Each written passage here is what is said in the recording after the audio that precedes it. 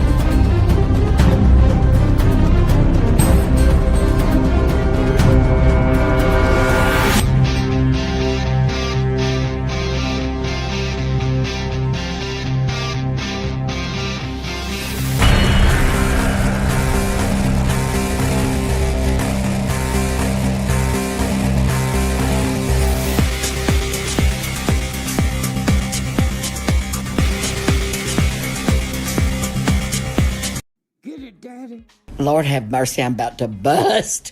You better go somewhere and beat your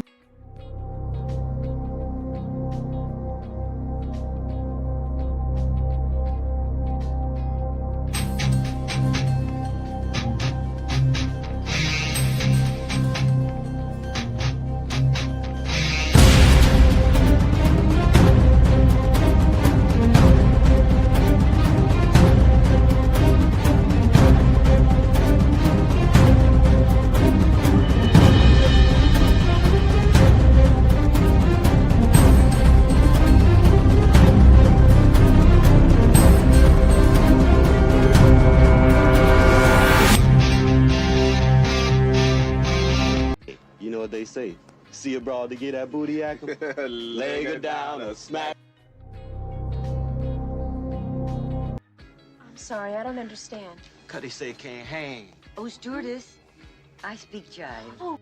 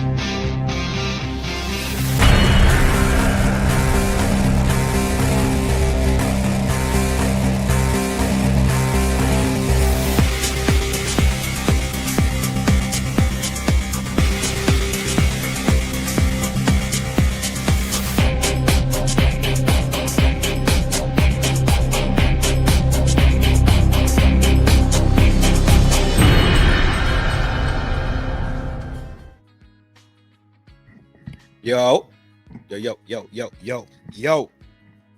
Peace, power, prosperity. Back to the village gang. You already know what we came here to do today. Yo. Y'all know it's a love thing from FDNHT straight to you, wherever you may reside. Wherever you might run, wherever you might hide. It don't matter to me, man. It's a love thing. You already know. E9 is him, your humble host, Trin. Slim Trim, and I'm built to win. I am Granny's baby, aka numero uno. Flaco fuerte. Okay, the real McCoy that gives the ladies all the joy. Welcome to the town square once again. Have no fear. All you will find here is your family and your friends. Yo! Usual suspects are in the town square. You already know what to do. Y'all already know what to do. It's been a while, so I ain't gonna delay too much. It's been a minute. I'm happy to be here. I'm happy that y'all are here. You know, it's a love thing. Because y'all responding. I hope it looks like my sound is good.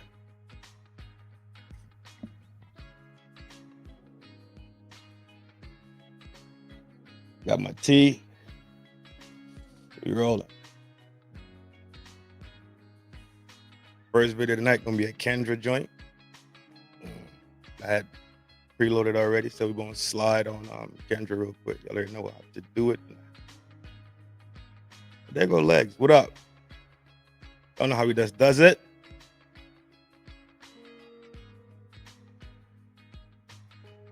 We know how StreamYard be doing it. I also got to tally up that number for our donation drive that we did. Stand by for that. That's coming a little bit later. I'll tally up the numbers. So I'll let you know how much we actually putting forth to go to the homeless for the drive that we did, the winter drive. So stand by for that number. I'll give y'all the number. I'll probably post it in the chat or whatever. I ain't done the max to it yet. But for sure, that's coming. Get that steep a little more. You ready? Here we go. Hope everybody's enjoying their beautiful Thursday. Hope everybody had the double hump on Wednesday. I like Kofa say, he call it with Friday Eve. Happy Friday Eve. The legs are legging tonight. I ain't mad at you, darling. Dating app is available now on iPhone. We good on sound? It's a lot of shit over here by me. I just need a one. Y'all can hear. Thighs, what up? Thighs and legs in the building, huh? Phones and Android phone. To be married by now. It's loud for y'all too. Turn on the output. You've been with me since 2020. I was in a relationship though, but it ended. Okay, how long was you in a relationship for? I'll say about a year. Okay, because I haven't really seen you often, so. Nah, I'll be traveling and stuff, doing other stuff.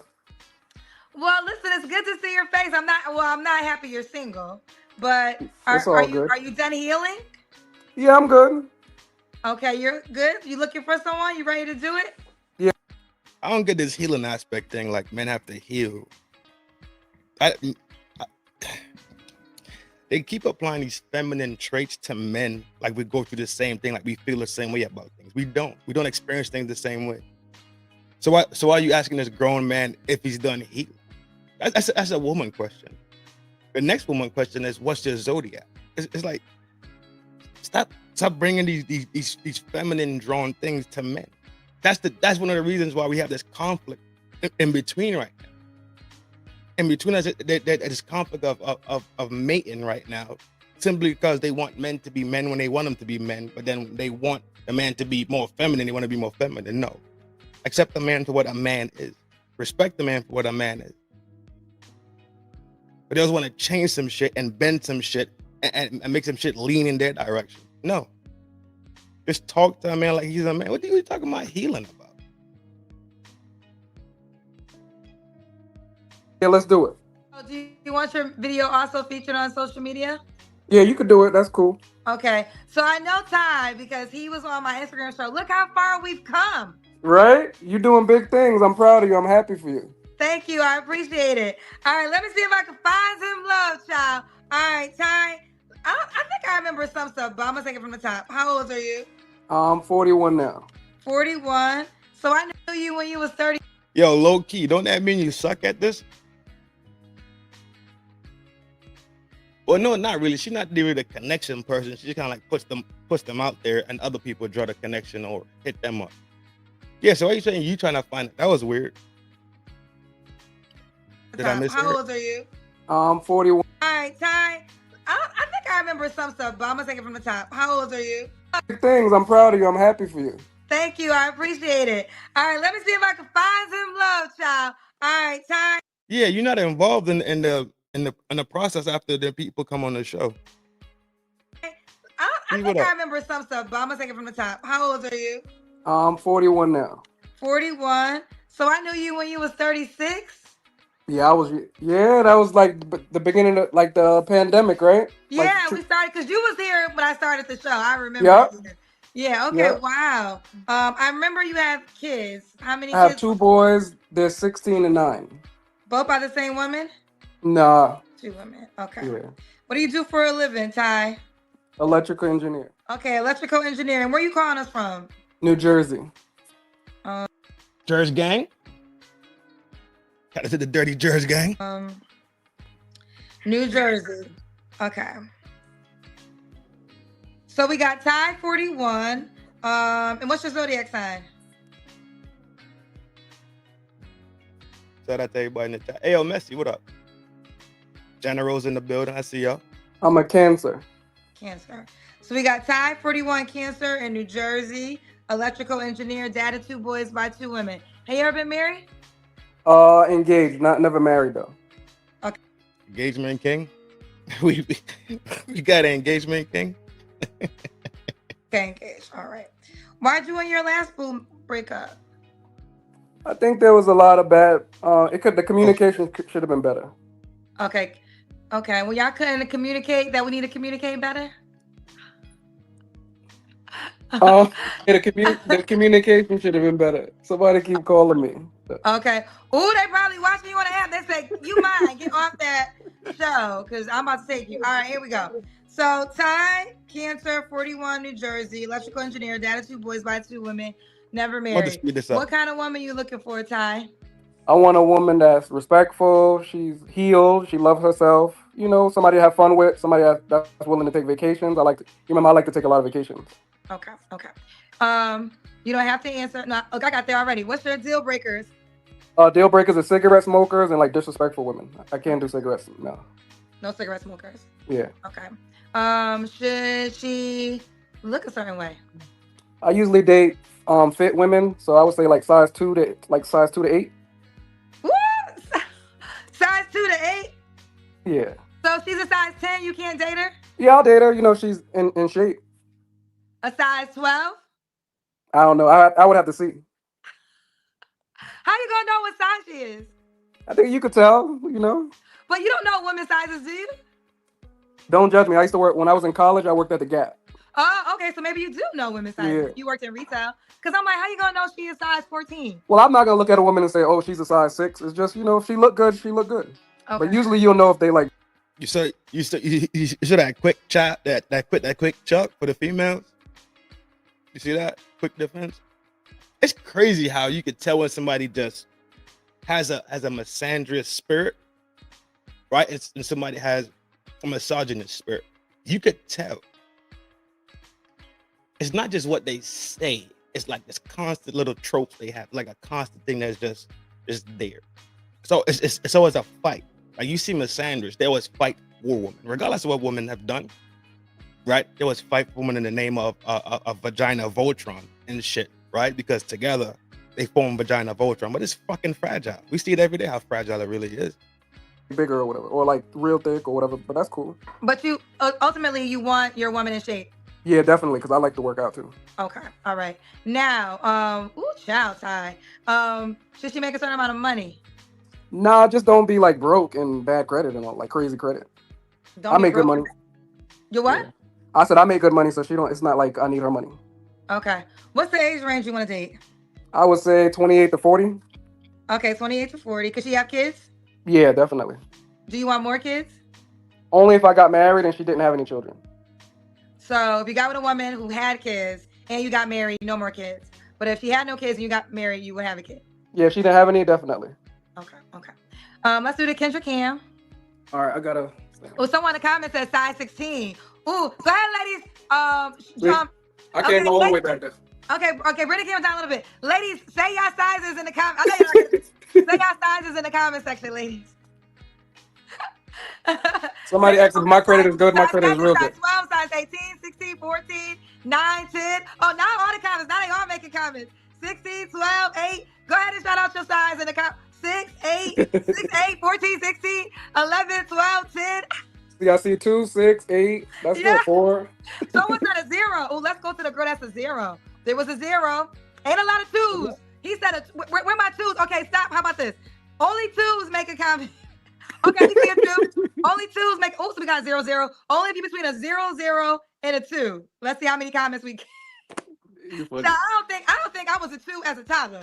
I don't think I was born. I don't think even as a baby I was a size 2. Can I say this though? I'm not trying to offend anybody that's like size 12 or bigger. It's just I tend to date women that's those sizes. Okay, I don't have nothing against bigger women. I don't have nothing against, and some of them, honestly, I've seen women that's like size 14, size 16 that still look good. Okay.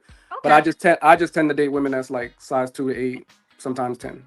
Okay. It's nothing. I'm not weight shaming nobody, nothing like that. And I feel we live in a world so crazy, though, that you have to disclaimer shit about your preferences. Look how crazy we've gone from just speaking and saying what the fuck we feel what the fuck we think, what the fuck we know, what the fuck we interested in, what our preferences are, to have to chuck a disclaimer out there. Well, let me be clear. I'm not saying all women. I'm not saying all big girls. I'm not saying all size 16s. I'm not talking about bodies. What type of fucking soft ass shit, dog? Jeez. So, like, here's the deal. I defend men when it comes to their preferences. So, like I said, women come up here and tell me he got to be 6 feet, he got to make 100K, he got to be dark skinned. So, if a man has a preference, he has the right to have his preference on the show. And ladies, this is important information because you want men to be honest. So, you want to hear what they want, period. You know? Yeah. All right. So, when was your last relationship? We broke up a while ago, like about a month ago. Oh, y'all just broke up. This is new. Yeah. You don't need time to heal? I'm good. Oh my God. Nah, I'm good. I'm really? great. I'm gonna leave it right there. When was the last time you was intimate with someone? You don't have to answer. I'll keep that to myself. Okay, 3 flaws you have to work on. I think my communication, I think I need to be like more understanding of people. And I think that communication, I would say only 2, honestly. Communication and understanding other people's feelings and stuff like that. If he's an engineer, like a real fucking engineer with an engineer's brain, he likes structured things. It's weird. It's weird how engineers' brain tend to work. They see things as schematics, diagrams, and everything makes sense. Like just like architects, right? Everything has to make sense on paper. So he says communication. I could see how people with that type of brain and mindset have a difficult time talking to other people who have, let's say, a different type of mindset, a different type of energy with them. Or the personality test. If you go take the personality test, you could see like where your personality is. It's Myers-Briggs test. So I can't spend too much time badgering y'all about y'all flaws because we got so many people trying to be on the show. But you need 3. Damn, I don't know which one you remember I had before. I don't know if I remember. I don't know. But let me ask you: are you ready to like settle down? Do you want to settle down? Is that definitely? I like being in a relationship. I don't like being in the dating scene. I'm gonna be honest with you. All right. So why would a woman be lucky to be with you? If she gives 100%, I give 110%. And I really want something real. Okay, you want something real. All right. So here's the deal: we're inside the app. You click on his name. All right, that's it for this one, though. We had the next one reloaded up already. This is the bad one. This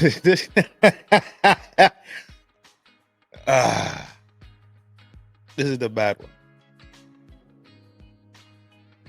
I'm warning you right now. Disclaimer. Do not say I didn't warn you. Do not say I just dropped it on you. Nah. No. You've been fairly warned. Why is Thanos on the screen? Huh? All right. Yeah, the Briggs-Myers test.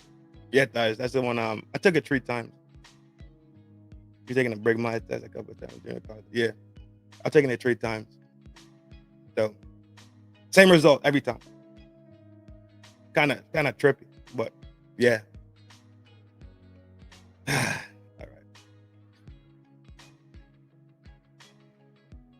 right.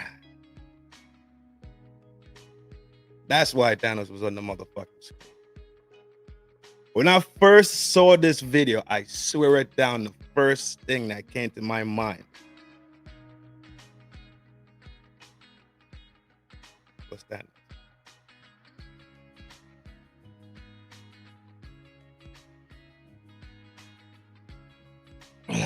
That's it. And you think that's it? You think like, nah.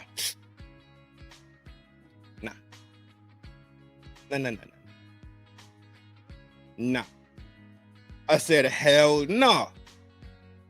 There's more to this shit. Literally.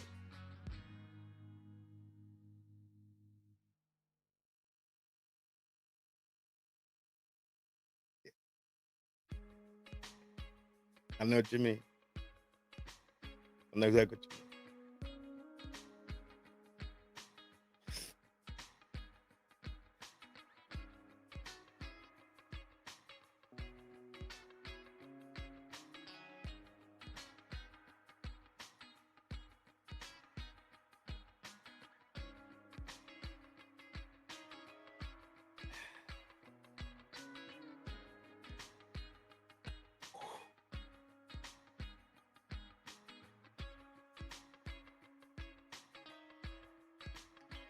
Kendra G Singles, the dating app, is available now on iPhones and Android phones. Samantha, Samantha, where you calling me from, sweetheart? New York. New York. Okay, you ready to look for love, baby? Yes, I am. Okay. Samantha, New York, how old are you? I'm 60. 60. Okay. Ooh, my phone. Oh, no, my pen. Okay, please, pen work. Can't. Okay, Samantha, 60, New York, correct? Yes, Okay. You have any children? I have 3. How old are your 3 kids? 34, 40, and 37. 34, 40, and 37? Yes, Okay. What do you do? All about the same man? yes, Yes. Okay. And have you ever been married? yes, one time. One time. Oh, hold on 1 second. Let me just do this. One time. Okay. When did you get divorced? It was 25 years ago. Oh, okay. A minute. And do you work, Samantha? Are you retired? I'm retired. Retired. Okay. So we got Samantha, 60. What's your zodiac sign? Virgo. Virgo. Okay. We got Samantha, 60, Virgo in New York. New York, New York? Yep, Okay. Mine to 3. Have you ever been married? You said he was married, correct? yes. Mine to 3, all by her.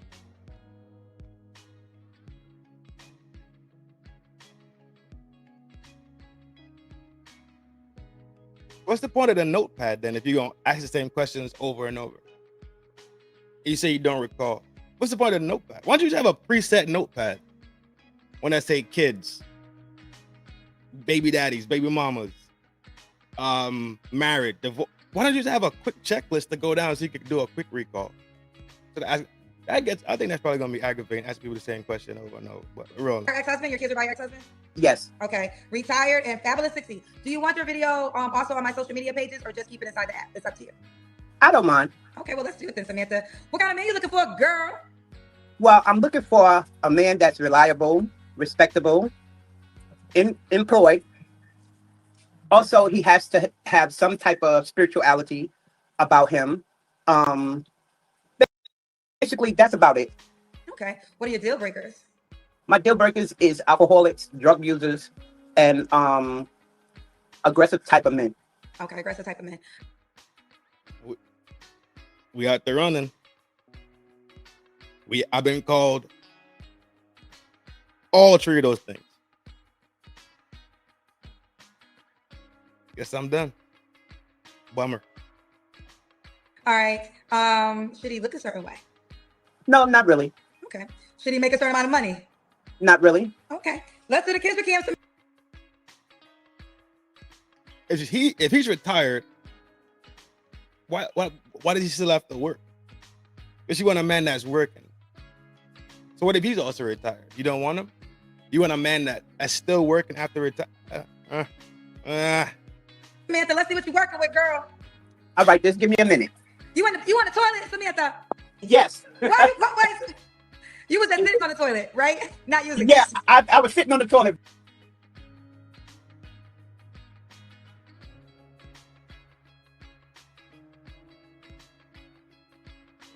And I can't change. I can't change that about. I can't change that about. Why would you call somebody while you're sitting on a toilet? The normal place that people sit is when they need to sit down, is in a chair. But this is how you know that thing we were talking about earlier called shame. People are just shameless. People are just dead, right, flat out shame.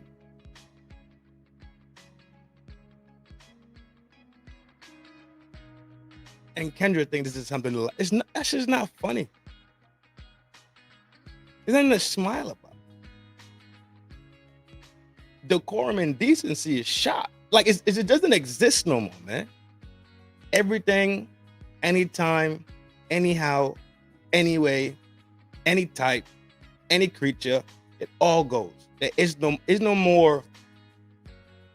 There's no more decorum, no decency, no shame. The things that kind of kept you in straight standing for the most part. Yeah, you get a little bit wayward. Yeah, you might stray off, but then again, you had principles.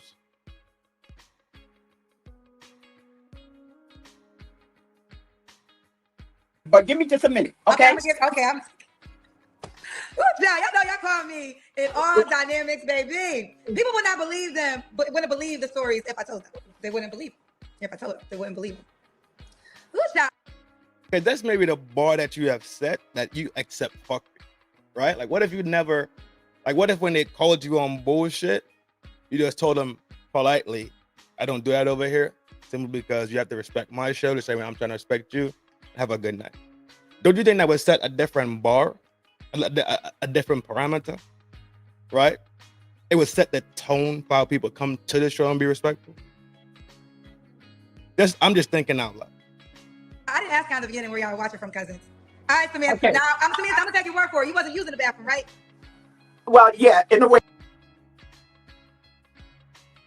Why else would you sit in the? Yeah, I was. Samantha, I'm gonna whoop your ass.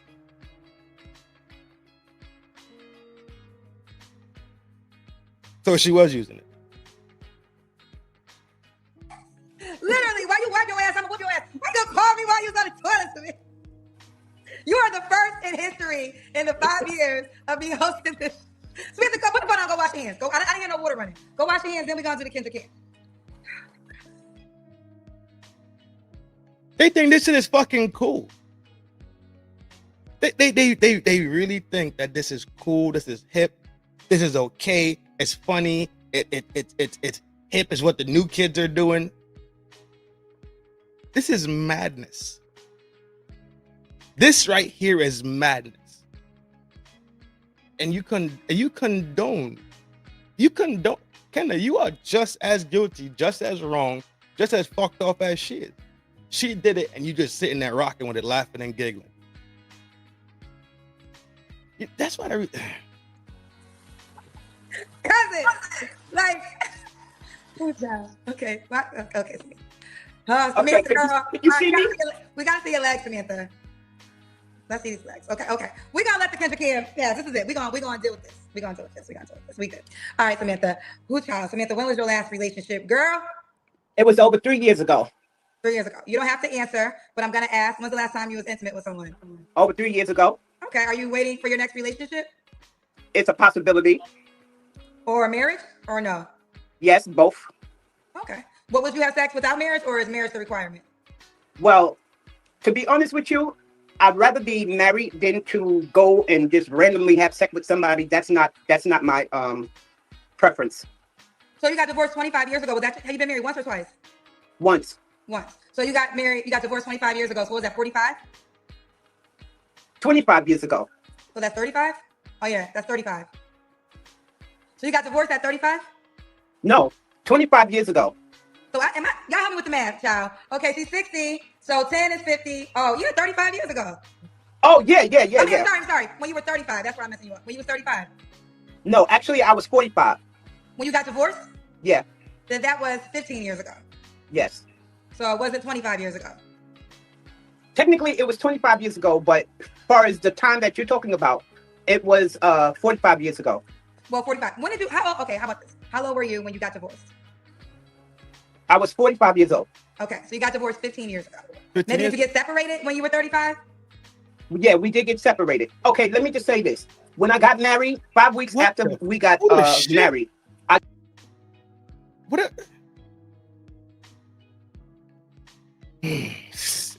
FBARN, what up, boy? Big salute. I just left him. You left, so 5 weeks into the marriage, you left? Yes. And and when did you get married? How old were you when you got married? 25. Okay, hold on. So you got married at 25, and then you didn't get divorced until 20 years later? Yep. Why? Because I couldn't find him. He's your kid's? All right. Okay. All right. This is just nut shit. This is some nut shit. Fathers? Yes. Was he in a different country? No, he was in the United States, but I just didn't know where he was. So for 20 years, you couldn't find him? No, I couldn't find him until one day he popped up out of the blue. He popped up out of the blue. Where did he pop up? Where did he pop up out the blue at? He was in Florida, and I didn't know it. So this is 20, and you ran into him in Florida? Was you at Mickey Mouse's house? What the hell? No. Disney World, child? Where'd you run into him in Florida? In New York City. But I didn't. In Florida. Did you write? Florida and New York is two totally different places. No, he was. This is becoming painful. Could you imagine? Remove the physical aesthetics. Remove the physical aesthetic. Remove the current behavior. That she sat down on a toilet to talk about her wanting a man in her life on television. Yes, I call it television.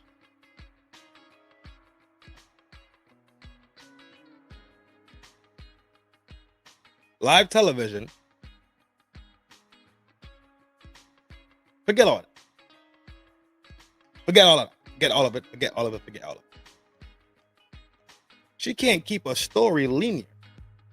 Conversation alone with this woman is painful.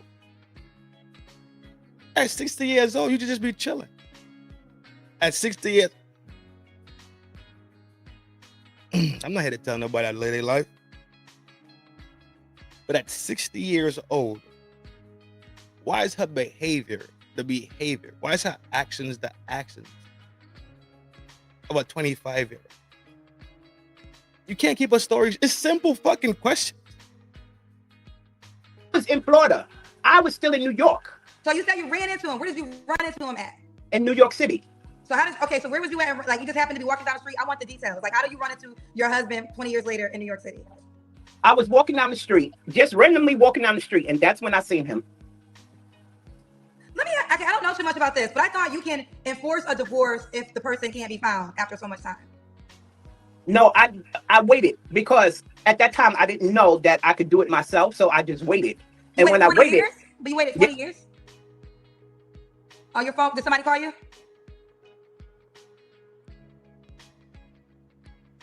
Hello? Hold on. Hold on. This is painful, dog. This is painful. But I tell you what, we gotta go through this together, bro. Cousin, let me tell y'all something real quick. Don't be telling me when to move on. If I want more details in a conversation, I'm gonna get more details because I want to understand the story. Now, you can go take your ass a bathroom break, or you can go eat something. I don't know. Make sure you wig down. I don't know. Figure it out. If you don't like what I got to say when I'm asking the questions. I ain't cut your asses out in the app yet, but I could do it. I could do it. Back to you, Samantha. Okay, Samantha, I am gonna move on, but I gotta understand this. Why would you stay married for 20 years? Well, see, because I didn't really have a choice, to be honest with you, because I couldn't find him. But can't you, okay, you can't find him, but I don't know, somebody help me out in the law. Can't you just tell the courts, I want a divorce, I don't know where he is, and they will make it happen? At that time, I was not aware of it. So I just waited patiently until I ran into him, and this is how we ended up getting a divorce. It took a whole year to get a divorce. Girl, okay, I'm gonna let it go. Yeah. Okay, so since then, now you still want to get married again. That's why I kind of got there. Yes, I want to get married again, hopefully. Okay, hopefully. Okay. That was your last list. Okay, 3 flaws you have to work on. Well, communication. I can be a little aggressive. The one that don't like aggressive men, you got to be.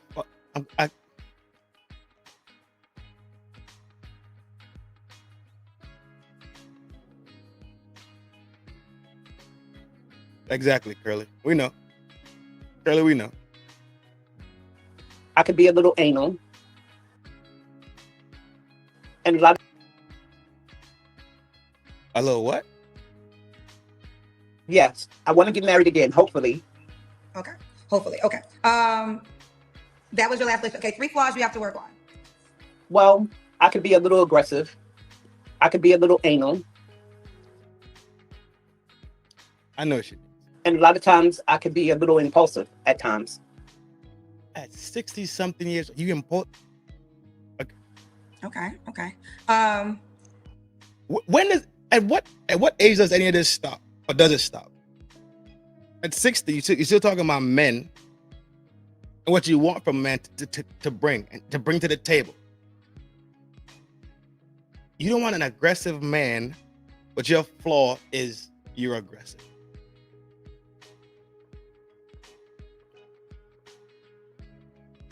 I guess I appreciate the honesty, I guess. Why would a guy be lucky to be with you, honey? I'm all of that in a bag of chips.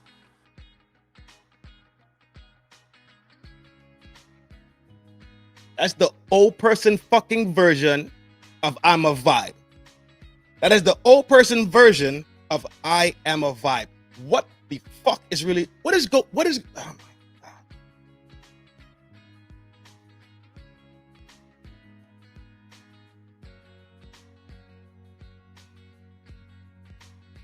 There's no hope. There's no hope. We watch Pointer, we see it. We watch Kendra, we see it. MTR, we see it. Is that who the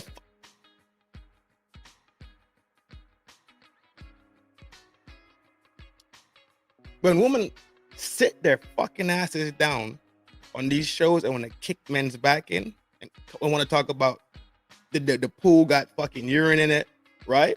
It ain't no good men out here, right? They either rainbow gang or married already or do we not have example? Do we not have examples of woman behavior being displayed and just spotted across the screen on live TV? Sounding ridiculous. Sounding out of touch with real reality. I guess this is what left us to pick from, right? We fucked up, y'all fucked up. I guess we all just fucked up. Fuck it, we all fucked up then. What? No. What you mean you all with you a barbecue? You a barbecue legs, potato chip? You say you all of that in a bag of chips? Yep. Tell me what makes you all that in a bag of chips, Samantha. Because I'm very compassionate, I'm very loving, and I'm very caring. Okay, what's the age range you would date? Well, an age between 50 to maybe 65. 50 to 65. Okay, 50 to 65. Should he be in New York? Yes, he has to be in New York. Okay. All right, this is something new I'm trying, but this is the opportunity. You got a wristband? You got a hospital band on? Oh, yeah, I went to the hospital earlier today. What happened? You okay? Yeah, I'm okay. I was kind of not feeling too good. You feeling better now? Yeah, I feel a lot better. Okay. We got to make sure you're good now, Samantha. Now, this is the moment where you pitch yourself to the guy and tell him why he should choose you. I genuinely believe that she asked that question out of being genuine. I do. Well, my name is Samantha Harding. I'm a well-rounded kind of person. I'm very loyal, dedicated to whoever I'm dealing with, and hopefully that I can hit it off with somebody. Okay, well, let's do it. Well, we're inside the Kendra G. So for the 20 years, you couldn't find him. You didn't date anybody else. You just sat there and mildewed and raised your children. You just sat there and like a sloth on a tree, moss just grow on you. Singles dating app child. So let's go to the page. Lady Luck Hardy. Oh, you got a wig on it. Girl, is this your phone cover? Okay. Samantha. So the first two phone pictures were your girl. Who is girl? Meet me at 80. Is that you, Samantha? Samantha, where your wig at? You ain't got your wig on talking to me. No, I don't. Wait a minute. I have a hairpiece on. Oh, it's a hairpiece? Yeah. Samantha, child, why you got the phone cover fold? Okay. These are nice. Okay, meet me at that. But you're not 80 yet. So what is this meet me at 80 picture?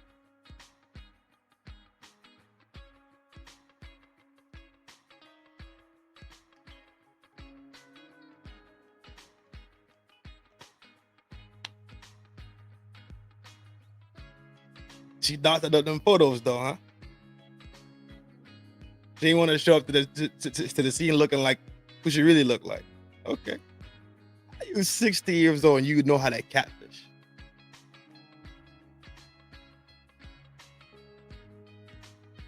You 60 years old. Well, you know what? She's retired. So, fuck. Free time is a motherfucker, I guess. I don't know what you're talking about. I'm looking at your profile pictures. Can I see it? Can you share it with me? You put it on there. Samantha, girl. You. A 60-year-old catfish. I never heard it all, G. Uploaded it to your page. I don't have my other phone with me, which is so crazy. I'm so mad because I have two phones, but I was rushing for the show today and I put my phone down. I find it. But you got a phone. But you got Samantha, who did your profile?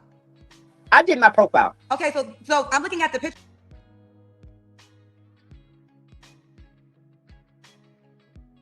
$60-year-old and you catfishing? if somebody wants to date a 60-year-old, I think in their mind, let's say he's a 75-year-old. He wants to date a 60-year-old. I'm pretty sure he has a grasp of what a 60-year-old woman from the Western world, let's say Brooklyn, let's say America, is going to come to the table looking like. I don't think he wants to go in there and see a fucking AI enhanced catfish bullshit. At 60 years old, they still pictures that you uploaded. Right. It's 5 of them. Yeah, but one says meet me. It says my 70-year-old version. Me, okay. Me at 80. Okay, I said it wrong. I might have said me. Y'all know I'm dyslexic. Okay, one is my 70-year-old version. Me at 80. So these are AI. Right. Girl. And the other two is my college graduation pictures. Girl, when you graduate from college? I graduated in 2016. So that's okay. 2016 is about what is that? What is that? Because it's 19 years? No, 9 years ago. It's a little over 9 years ago. 9 years ago. Right, and then I graduated in 2010. 2010? Yeah. So let me tell you something, Samantha. For the dating app, we need today old pictures. Like we need like pictures like today pictures. So you supposed to slick back, put that ponytail on. You know, I mean, I don't listen. I don't know. I don't. Now you're trying to burn her heels up on the low. Talking about slick it back and put your ponytail on. Okay. All right, Ken. Good one. I want to be. Nice little jab. Well, you supposed to have the slick back. I was going to say, okay, everybody. Okay, I'm going to whisper something to you. Only you can hear me, okay? You can see me? Okay. You know what I'm talking about. You supposed to, what you don't, never mind, forget it. Well, you supposed to put today's picture, Samantha.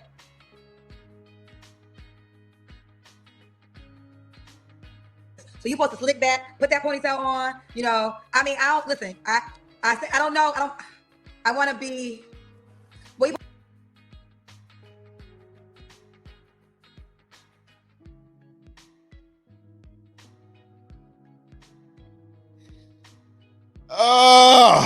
the dilemma. Supposed to have the slick back. I was going to say, okay, everybody, okay, I'm going to whisper something to you. Only you can hear me, okay? You can see me? Okay. You know what I'm talking about. You supposed to, what? The dilemma. You don't, never mind, forget it. But you supposed to put today's picture, Samantha. What's wrong with the pictures that I have? Because that was 10 years ago and 9 years ago, and 70 ain't hit yet, and 80 ain't hit yet. Because you put future pictures in the pictures from 9 years ago. We need today's pictures. Okay, Kendra. So okay. Tell me, should I change it? You know, I dialed up like you in the 70 picture, and then there you go. Or you can keep those pictures. I mean, here's the dope thing about the show is you can have your picture, but then when you come on the show, we get to see you in today's age. Okay. Okay. All right. Well, here it is. We got Samantha graduation day, and Samantha how she gonna look when she 80, fellas. You look real snatched at 80, Samantha. She ain't snatched right now.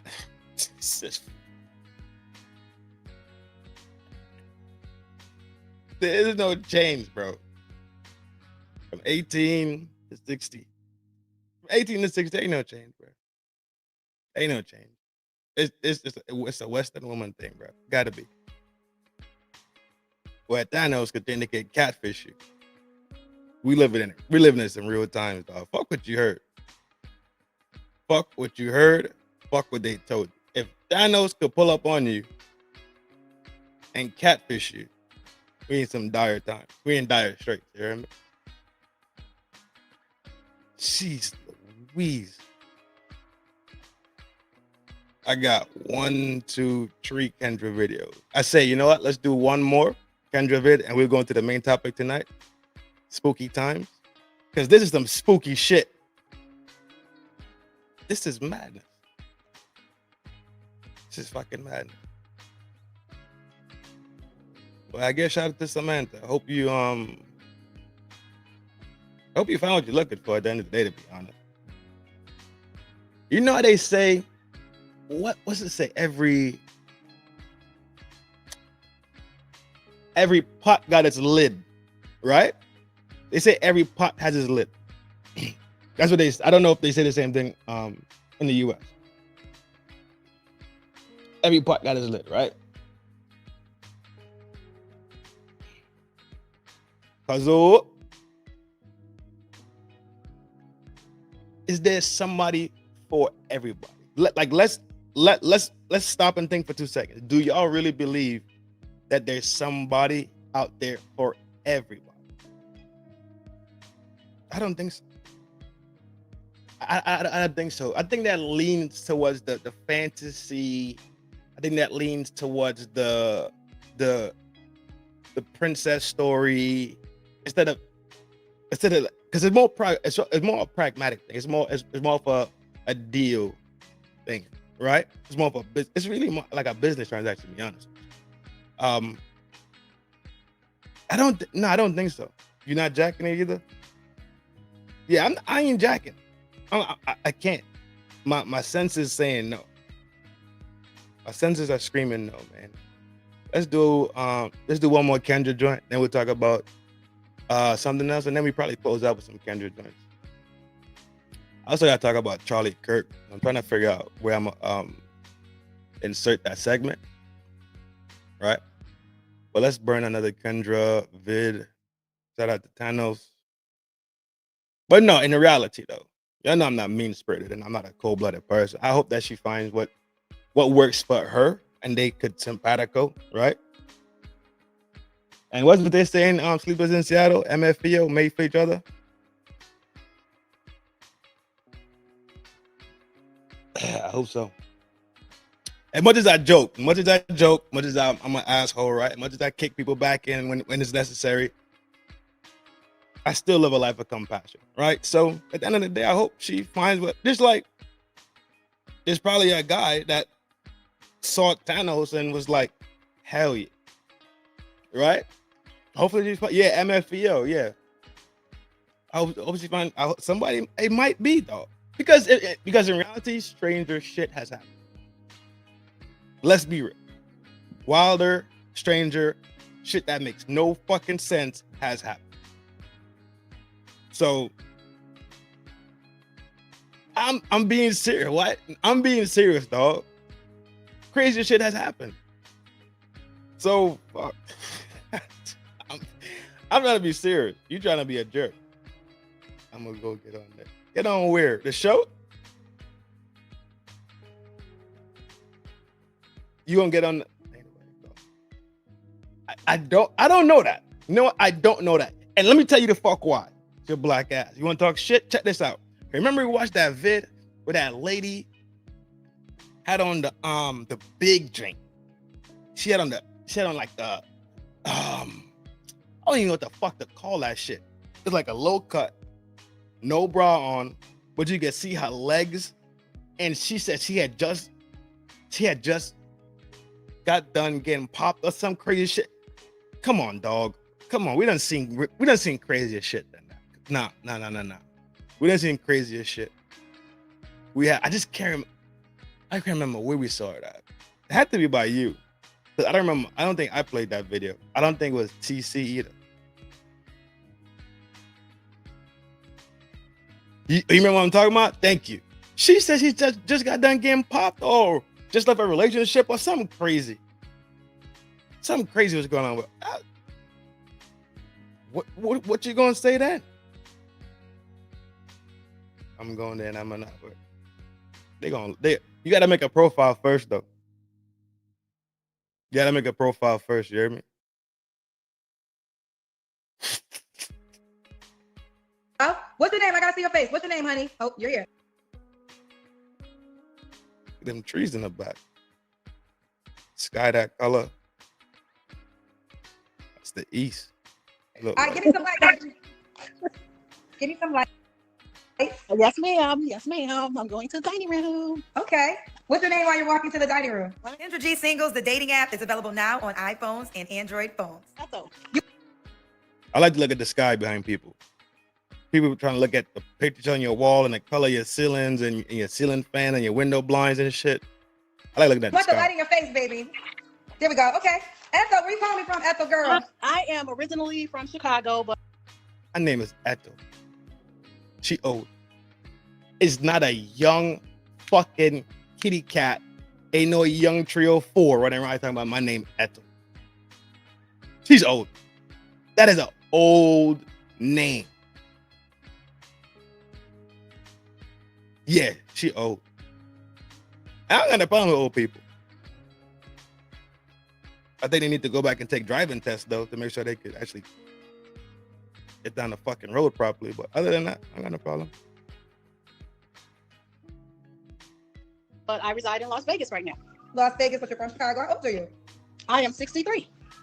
Excuse me, 63. What you do for a living? I am a retail sale, and I also do interior design for the same retailer. Retail sale and interior designer? Yes, ma'am. Do you have any kids? I have 3 adult children. Please. That's not what I'm saying. Well, I bet you at that time, that name was probably popping. At that time, that's probably a popping ass name to have. Like Willimer. Yeah, them names are gone, bro. Guess what, you're from Chicago. How old are you? I am 63. The 63 means she was born in 68? 68, 69? Around that range. Around the 68 range. Yeah? What's going on in America in 1968? Oh. NASA. 2 MLK, JFK getting laid down. Lyndon B. Johnson. Damn, she was on the heels of civil rights. Yeah. 68. Excuse me, 63. What you do for a living? I am a retail Messi, what's going on in 65? sale, and I also do interior design for the same retailer. Retail sale and interior designer? Yes, ma'am. Do you have any kids? I have 3 adult children. Please don't ask me their ages because I can't remember. I have to go by their birth year. She's proven that she's old. They're too old. Okay. What do you think their ages are? Okay.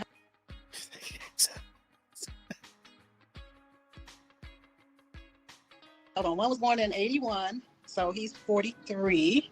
Okay. And then my 81? daughter's 40, and my baby is 38. Okay. All about the same man? Yes. Have you been Oh, a kid my age.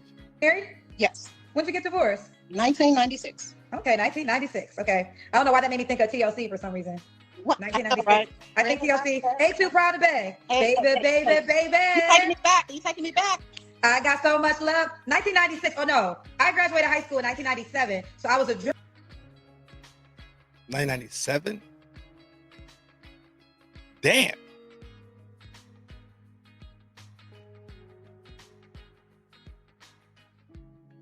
Ooh.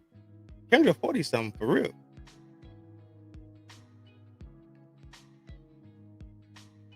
junior in high school. So when I was a junior in high school, Biggie. No, Biggie died in it was in the 1997. 90s. It was in the 90s, but I don't know when. I was actually, I'm retired out the military as well. So I was stationed at Fort Lewis when all those came out.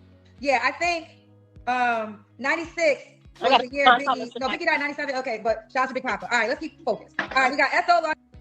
I could see her being in the military with that short haircut. Las Vegas, but from Chicago, 63, retail sales, interior designer, mom of 3 kids, all by her ex-husband. Ethel, what's going on, girl? What's happening? Yeah, nothing, Kendra. There we go. I'm trying to figure out what's going on myself because.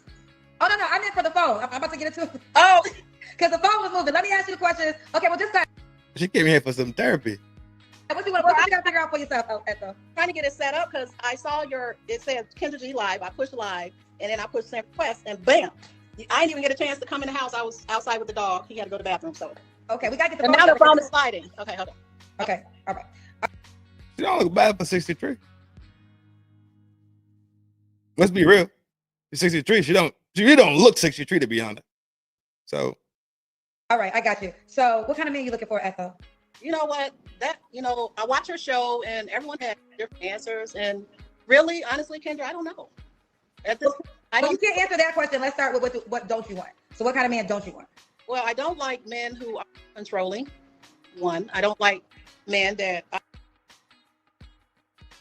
Taking bets that one of her flaws is control. With a military background? I don't know. Obviously are drug participants, alcoholics, non-working.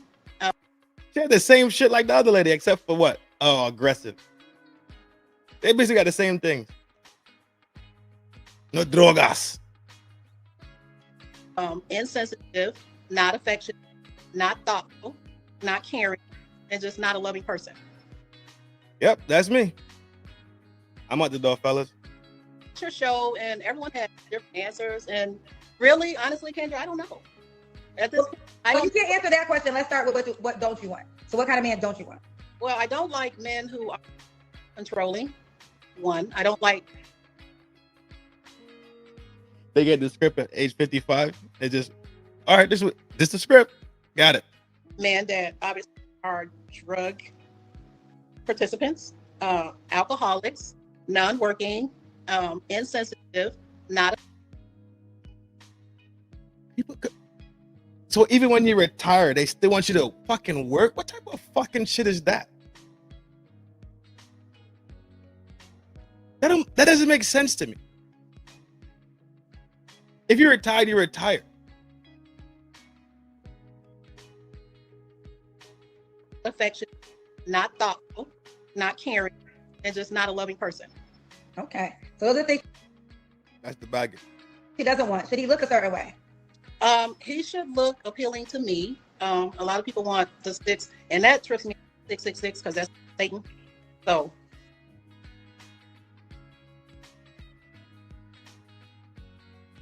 Architect, what up?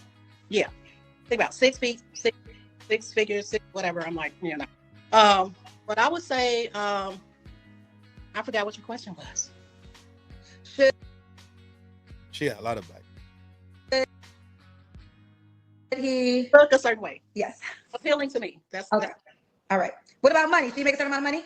He should be self-sufficient, you know, able to take care of his own finances, his living arrangements, you know, anything having to do with financial stability. He should be able to do that without asking me for money. Okay, asking you for money. All right. Let's do the Kendra Cam. It's here. Okay. You're in Las Vegas. Oh yeah, Las Vegas always hot. Well, it's been raining and it's never humid until it rains. So now it's humid. Okay. All right, there we go. I see you, girl. Okay, I got you, boo. So she ain't showing hams. So they didn't exhibit in 3 or 4 behavior, which is good. Etho, Las Vegas. You want the man to be in Las Vegas? Relax. Nearby, no more than maybe 2-hour drive. Okay. You don't have to answer, but I'm gonna ask. When was the last time you was intimate with someone? Over 5 years ago. Oh wow, you're not having sex.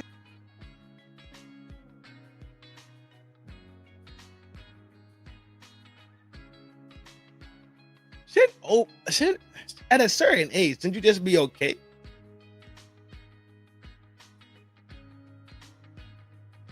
You would take anybody to. Damn. I feel like you're holding back. Tell me how you really, really feel. Fuck. Into a marriage? Well, I wouldn't say that. It's just like in Las Vegas, the waiting pool is empty. What does that mean? The waiting pool is empty. Waiting, WADING, like the pool, the swimming pool, is empty. So you say the opposite of men is empty? It's empty. It is. I've been here since 2001, and I've dated several men, younger, my age, older, and different races, and it's just like, I don't know. Okay, you don't know. All right, so Could it be you?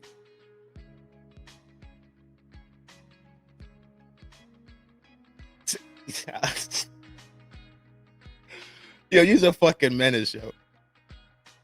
Low key though. Low key, you're right. You're right, low key. I give you that. You low key, you kind of right. So not waiting for marriage, you're waiting for something serious. Exactly. Okay, what's the age range you would date, Ethel? You're 63. I would say 55 to 60, because men might. Go. Okay. Nerves. Wait, you said what? Men my age get on my damn nerves. 45 to marriage, you're waiting for something serious. Exactly. Okay, what's the age range you would date, Ethel? You're 63. I would say 55 to 60, because men my damn nerves. Wait, you said what? Men my age get on my damn nerves. So what's the age range you want to date? 55 to 60. 55 to 60.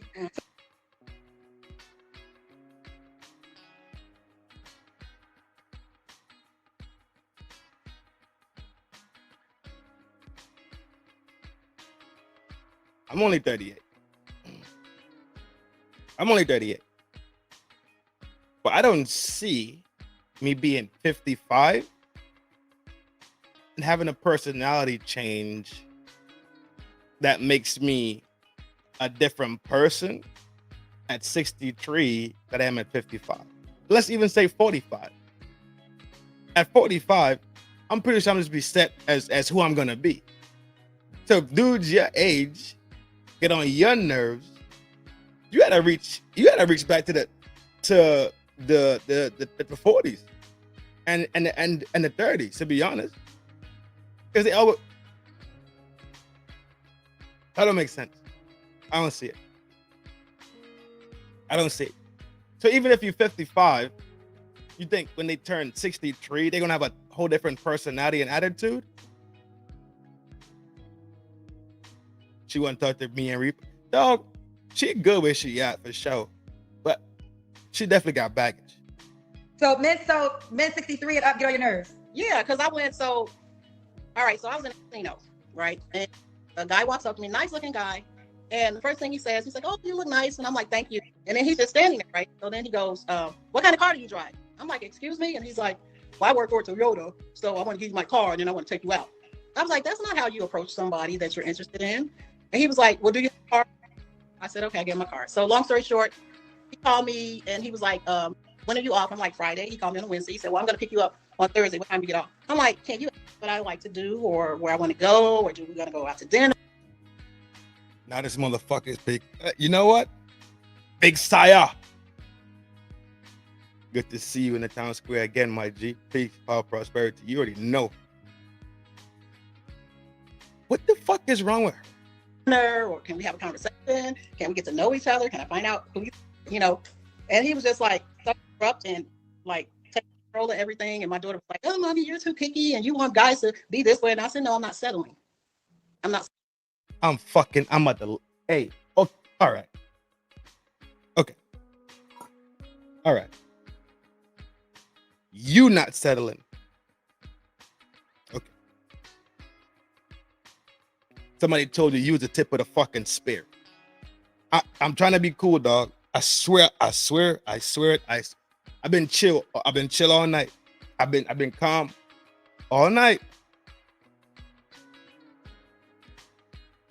I identified your baggage. Now you're saying you're not gonna fucking settle at 60 fucking tree? What the fuck you think is down the... Let me close my window. You know what? I take a quick spin. I'm gonna close this window. I'm gonna be right back because I don't know if I'm gonna take off or not. So take a quick spin. You heard? Give me a...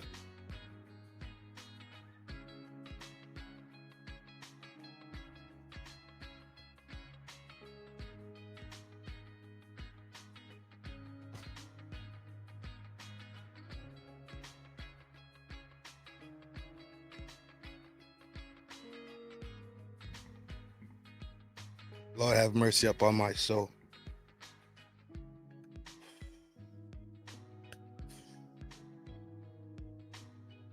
So if someone is interested, they're going to come correct.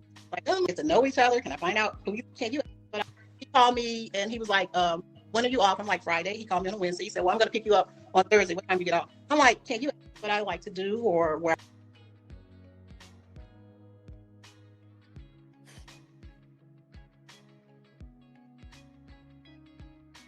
60 fucking trees.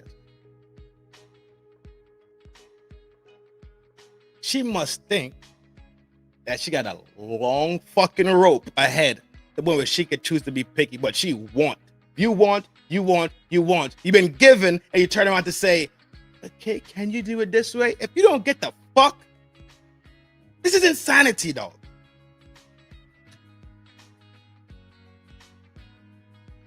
I want to go, or do we want to go out to dinner, or can we have a conversation? Can we get to know each other? Can I find out who you know? And he was just like so abrupt and like taking control of everything. And my daughter was like, oh, mommy, you're too picky and you want guys to be this way. And I said, no, I'm not settling. I'm not. Initiative is now control. Settling. And so if someone is interested. Y'all motherfuckers is destined to be alone. Y'all motherfuckers are destined to complain about any and every fucking thing. If he didn't do that, he'd have been not. He didn't make me feel like a woman because he let me choose. Y'all are destined to be fucking alone. And I tell you what, whatever decision you make, that's your bed. You gotta lie in it. Fuck it. They're gonna come correct. You gotta come correct. Can you even? And that's one thing I do like. I like a gentleman that opens doors and, pulls your chair out or asks if you're okay, or if they're coming over, can I pick up some? Do you need some? Guys, they're like, But don't be a man that has some type of authority and has initiative and asserts himself and takes the lead.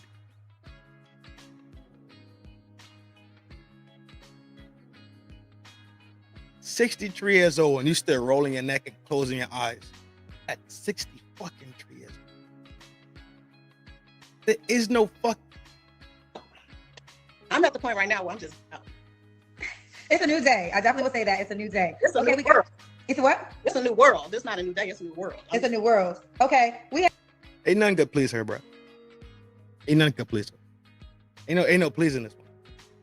Guaranteed. We have okay, so we have the Kendra G singles card game. I got a question for you. This is the tell me the truth. Do you drink, Ethel? I drink wine, yes. Okay, so you can take a shot of wine if you don't want to answer a question, but you don't have one because you got this answer. Okay. Oh, wait. The one that don't like alcoholics ran to the. There's no fucking way. Am I? Don't want no alcoholics. But when the game was said, if you don't want to answer the question, just take a drink of your wine. Look, Speedy Gonzalez to the kitchen. Speedy Gonzalez to the fucking kitchen. MP, what up, fool? Okay, so you gotta go get wine. So let me give you a question that might give you a chance to drink wine. Okay, I'm gonna ask these two questions. Okay, so you got a glass of wine. Okay, so I'm gonna try to ask you a question to a point where you gotta drink the wine. All right, here we go. First question. Yeah, so how it works is this why it comes with shot glasses. So if you don't ever want to answer a question, you can take a shot. All right. I'm asking from the top. All these years of me drinking, I ain't never run to go get no fucking drink ever.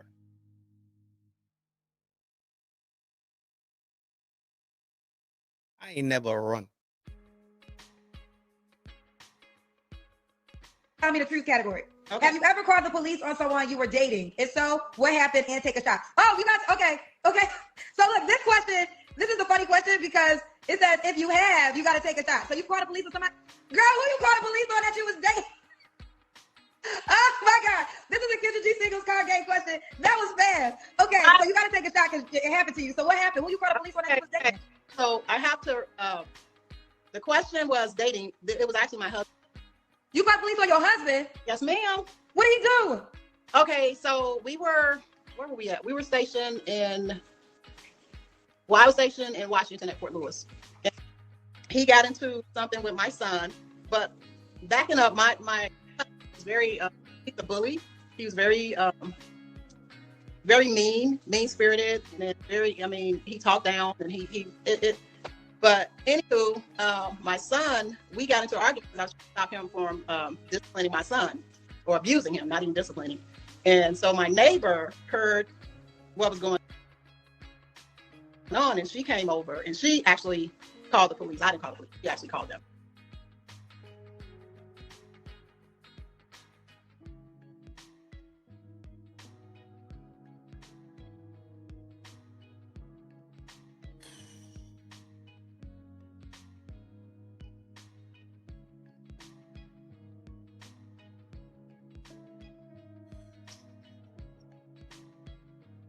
And he had chased him down the block. And then when they got down the block, the police attacked my son because they didn't know, what was what, the military police. And so I was screaming and I was upset and I was like, no, it's him.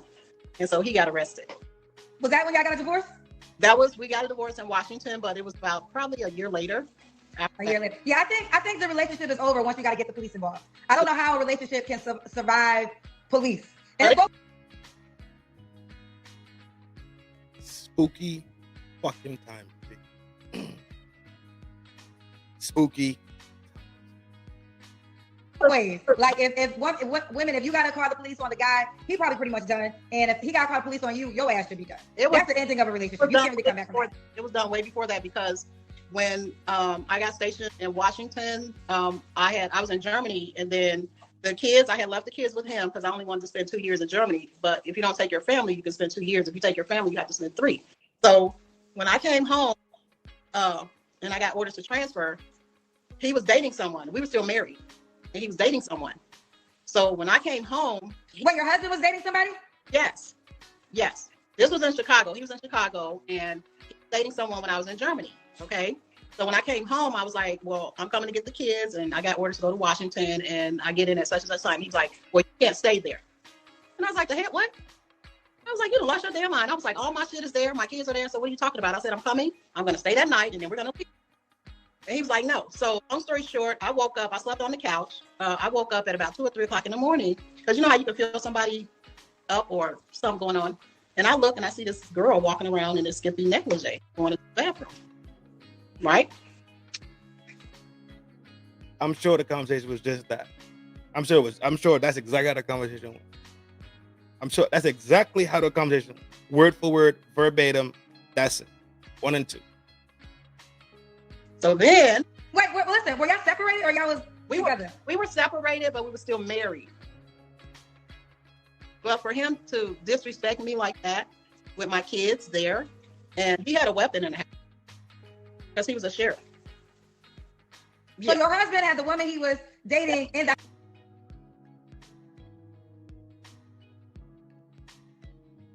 You just said you're in the military. So you in the military. He's law enforcement. What the fuck is the point of... I want to hear the weapons. I want to hear what part I want to hear what part this weapon comes into play and why her bringing up the weapon was important. The house while you were in the house too? Yes, ma'am. Oh, that's a lot. I was asleep on the couch because I wasn't going to sleep in that bed because I didn't know who the hell he had in there. But that was the end. So the military police being called was like, hey, it was already like a done deal at that point. Oh, God. Okay, and they still calling. Just take another shot for that story. Just take 2 shots. Because you just, she got to take another shot. So no point in bringing up that him having a weapon in that. No point to it. Just had to say it to create this atmosphere of scariness, right? It was spooky for me. She was living some spooky times. He was a sheriff, so he had a weapon in the house. You in the motherfucking military. That needs 2 shots. That needs 2 shots. All right, now is the question for you to end on a high note. After all that, tell the guy watching why he should reach out to you. Well, I mean, because I'm batshit crazy. You know, I'm a great cook. And people always say, oh, I clean. Well, I'm clean, but yeah, so I keep a clean house. I'm funny.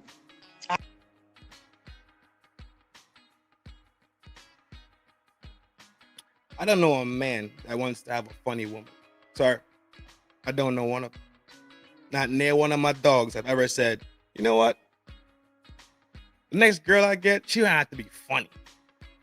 Yeah, I want her to be funny. Who the fuck?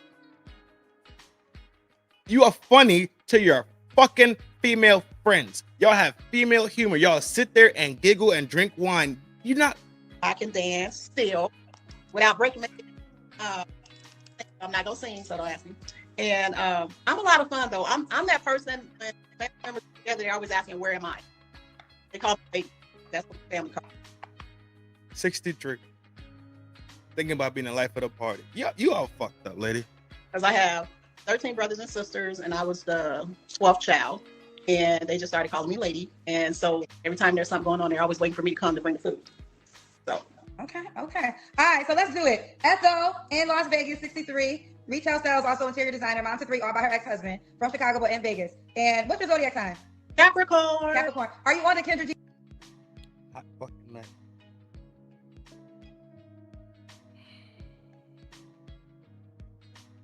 What's the saying? SYCBM? SYS. SYSBM. SYSBM. That's what it is. Shout out to Big Cool. Shout out to Cool. Dog, fuck that. That's a headache and a half. That is a headache and a half. Not settle. You are 63.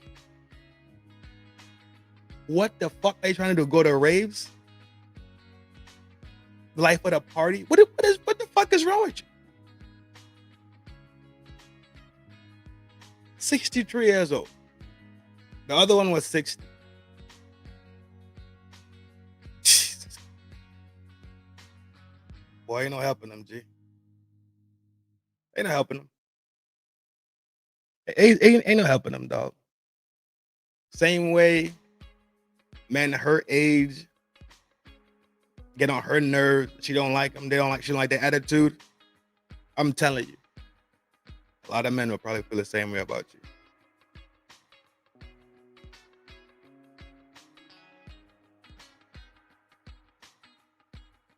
The bigger the hoop, Eric.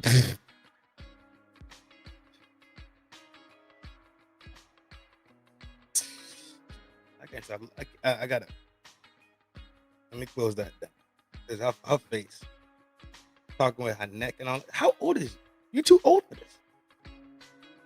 You ain't too old for this type of shit, though.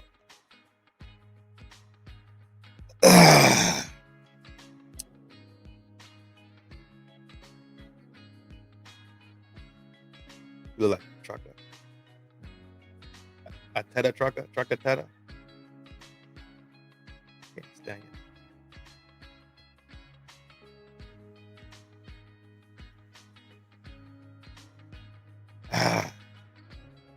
Quick spinny, yo. Quick spinny. And we're gonna talk about America's first cereal restaurant. You heard? Like 30 seconds.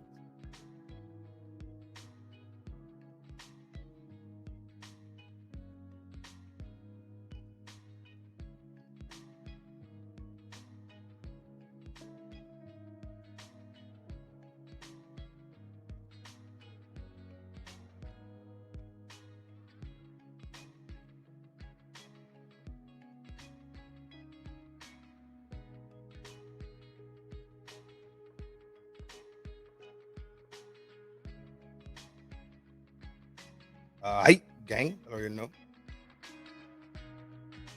Spooky time. We're about to have some spooky conversations. Have a spooky vid. I don't know if y'all know this dude, but his name is H.H. Holmes. In light of it being Halloween, about to do some nerd shit, some spooky shit. Y'all already know. All the ninjas out there. Shout out to y'all. I know y'all be out there doing y'all thing. Big salute to the ninjas out there in the shadows. Hold it down. Thinking my food right now, trying to figure out what I'm gonna fill my gullet with. You heard? And I probably, you know what? Yeah. What time is it? Yep, that'll work. Let's do a quick check. You heard me? By the 21st century, a man named H.H. Holmes had become a permanent part of American folklore as the man who built a murder castle to torture and kill hundreds of victims that had come to town to visit the World's Fair. He was given the title America's first serial killer. Since his 1890s reign of terror, the tale of the notorious villain has evolved and changed so much that there is often more fiction than truth in present-day retellings. Today, 0.5 of the FDNHT. Head. Peace. Peace.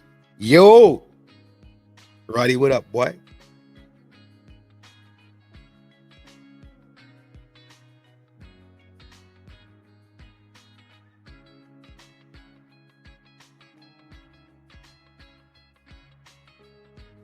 Hope all is well out there, my G. On IG. Oh, fuck. Repo, we need to purge that fucking IG of yours. We need to take that shit to church. Just bathe your algorithm in some fucking, in some, something holy. Sparkle Eve Beauty. Okay. What up? Welcome to the town square. details about Holmes and his crimes have been proven false, but the true story isn't any less brutal or gruesome. So, what was the true story of serial killer H.H. Holmes? In today's episode, we'll find out. Herman W. Mudgett was born on May 16, 1861 to Levi Mudgett and Theodate Mudgett in Gilmanton, New Hampshire. Both Herman's parents were descended from the first English immigrants in the area. By all accounts, young Herman's life was relatively normal and unremarkable. There are no reports of Levi and Theodate being anything other than upright, respectable citizens who regularly attended church. None of their neighbors or extended family members had anything bad to say about them, not even about Herman himself. On the contrary, he was remembered as being a quiet and studious young man with refined tastes and no interest in participating in the rough games of his peers. There were those who had some doubts as to whether Herman was as perfect as everyone thought. A cobbler who worked with him at one point said that the boy indeed was a hard worker, but there was something about Herman that he did not like.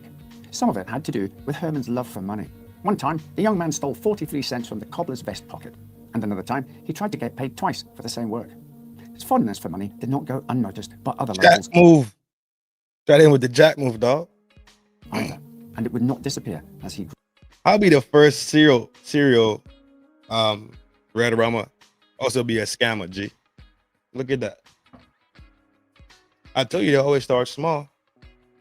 One day's a Kit Kat, the next day's the bank. Grew older.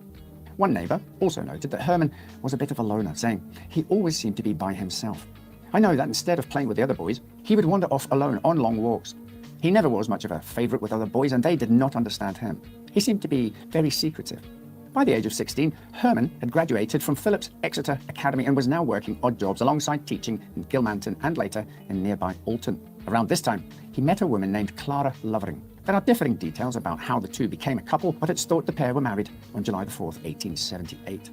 Clara's family were not overly pleased at the speed at which the pair's relationship had progressed, but despite this, they set Herman up with a job working at Clara's uncle's grocery store in East Concord. He was still working there when the couple's son, Robert Lovering Mudgett, was born on February 3rd, 1880. Herman did not see himself working as a clerk forever. Instead, he wanted to study medicine. In his autobiography, H. Holmes told a story from his childhood when two other boys had dragged him inside a doctor's office and put him face to face with an actual skeleton. Little Herman had been terrified and fascinated at the same time. That moment sparked a lifelong interest in human anatomy. And so, years later, Herman became an apprentice to the same doctor to which office he had been dragged as a boy, Dr. White. My man was traumatized. Traumatized into becoming. I'm not saying he was traumatized, but it's funny. It's a little funny. After a year studying under him, Herman enrolled in the University of Vermont in Burlington at age 18. But as he was dissatisfied with the school, he dropped out after a year. Then, in 1882, Herman entered the University of Michigan's Department of Medicine and Surgery, from where he graduated in June 1884. Herman was nearly prevented from graduating when a widowed hairdresser accused him of making a false promise of marriage to her. So-called breach of promise was a rather serious crime back then. He macked her down. She let him pop and try to skip out on the wedding.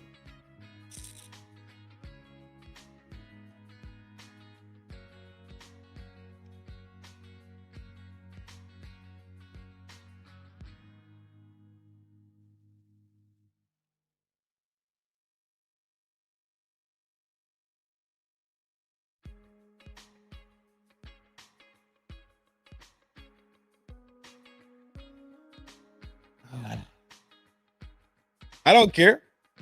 Yeah, I'm childish sometimes. She gave my man the buns. He tried to skip town on it. I am dog.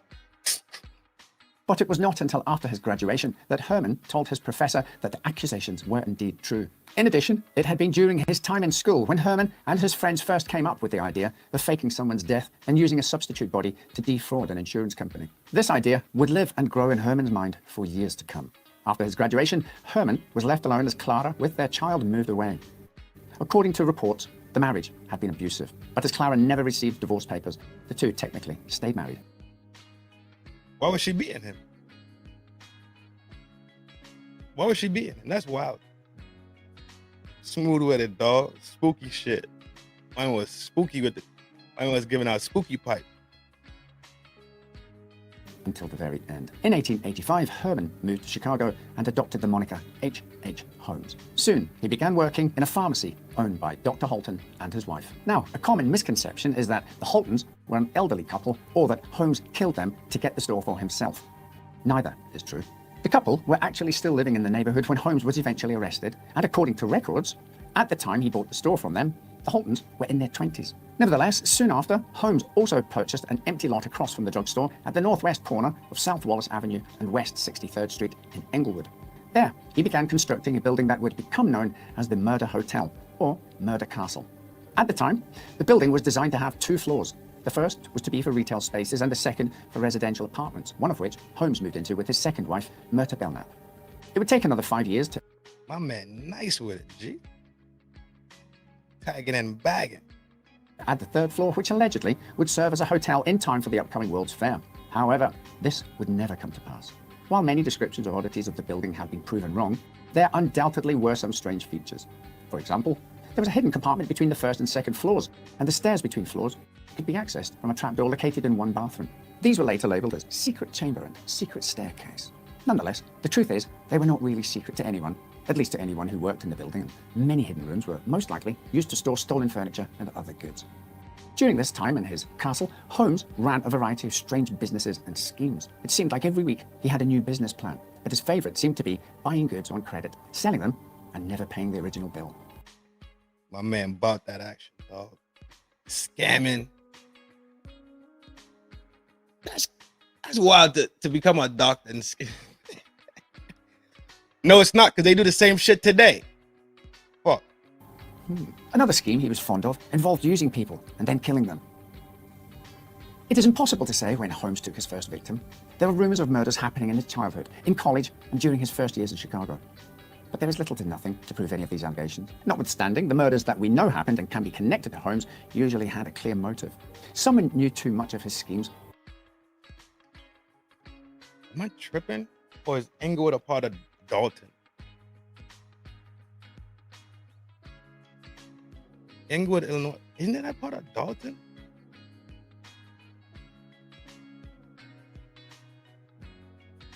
Give me 1 second. Englewood, Illinois County. Englewood, Chicago. Oh, it's in Chicago itself. Southside. Chicago, Illinois. What county is it in?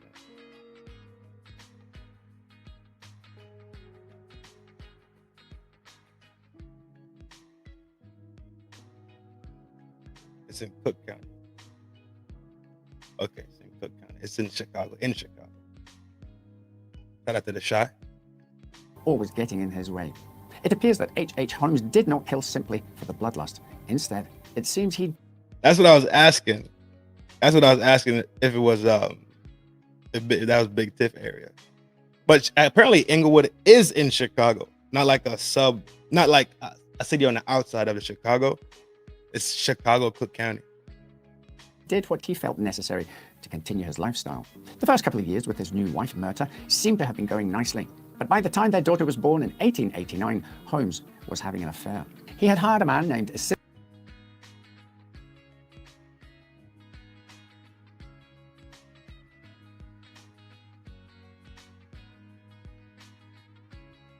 Man was tagging and bagging, G.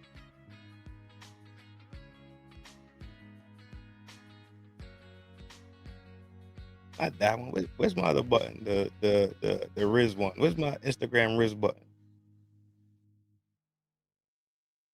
Where's the button that goes boom, like the Riz button? Where is that? Somewhere around here.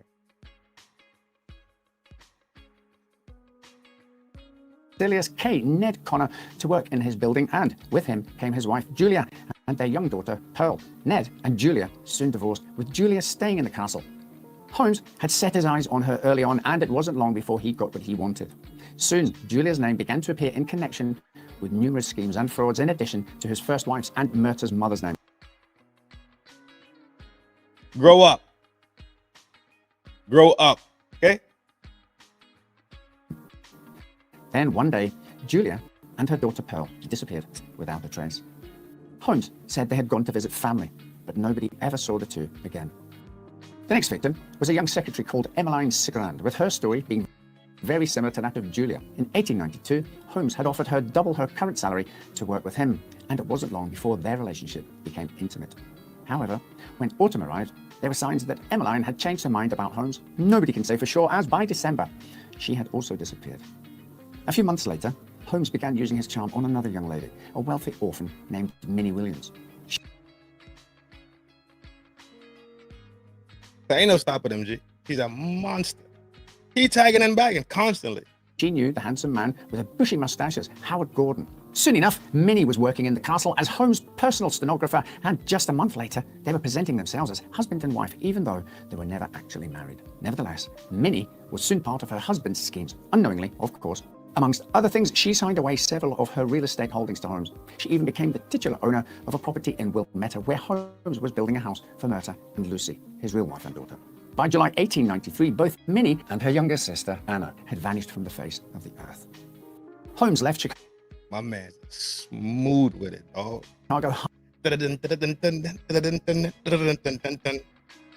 Relax. Relax. Calling me a damn whore all the time. Out of your shit. He would make it.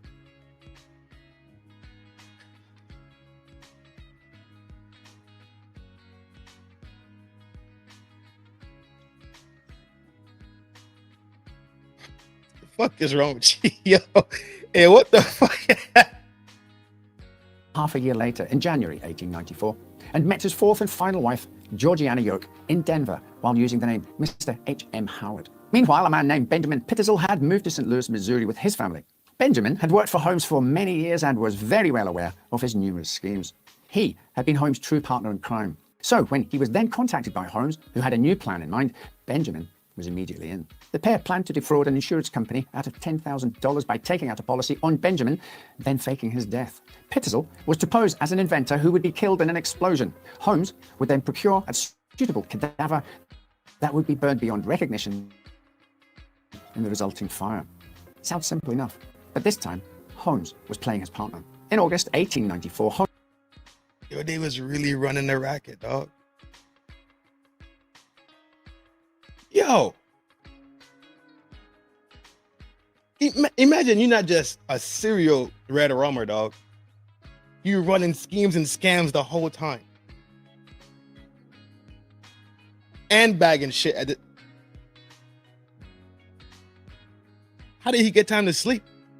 Holmes and Benjamin traveled to Philadelphia, where the plan was to take place. Before leaving, Benjamin had had a talk with his eldest daughter, saying, "If you hear about me dead, don't worry about it." After all, he was not supposed to die for real. It is not known for sure why Holmes did what he did.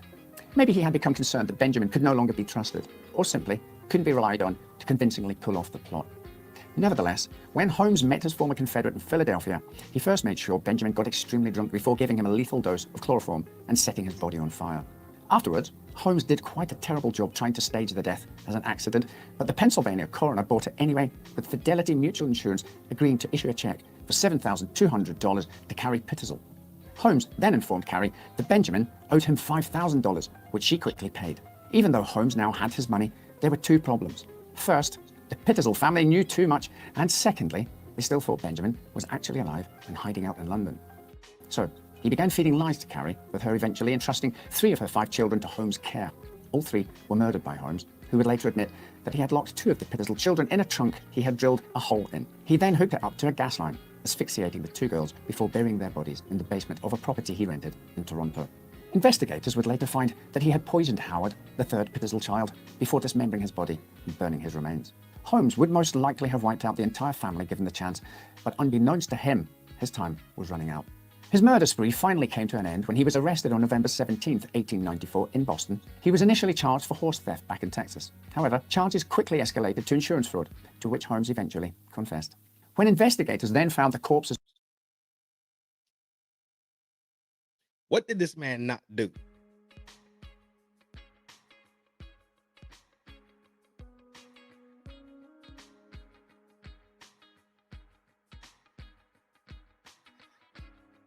What did this man not accomplish? What did he not do? Yo, this is wild. Of Alice and Nellie and the remains of Howard Pittersall. I know very little about him. Very little. I know very little about this guy. But I know who he was. What I didn't know was this is good. Interest in Holmes and the case exploded. Suddenly, throngs of people knew Holmes and had been working or visiting his murder castle. Everybody wanted to be a part of the story. This led to many sensational headlines about the building and how it was filled with torture rooms, secret passages, and quicklime pits. The only problem was that the stories were almost all fiction. In fact, in Chicago, authorities never found enough evidence to charge Holmes for any crime, despite searching the castle through and through.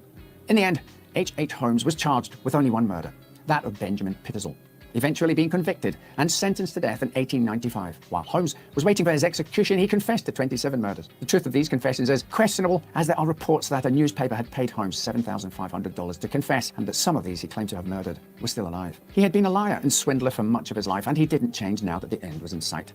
Before his confession, he claimed he was innocent, before later stating he had been possessed by the devil. Finally, a little more than a week before his 35th birthday, H.H. Holmes was hanged at Philadelphia's Moyamensing prison on May the 7th, 1896.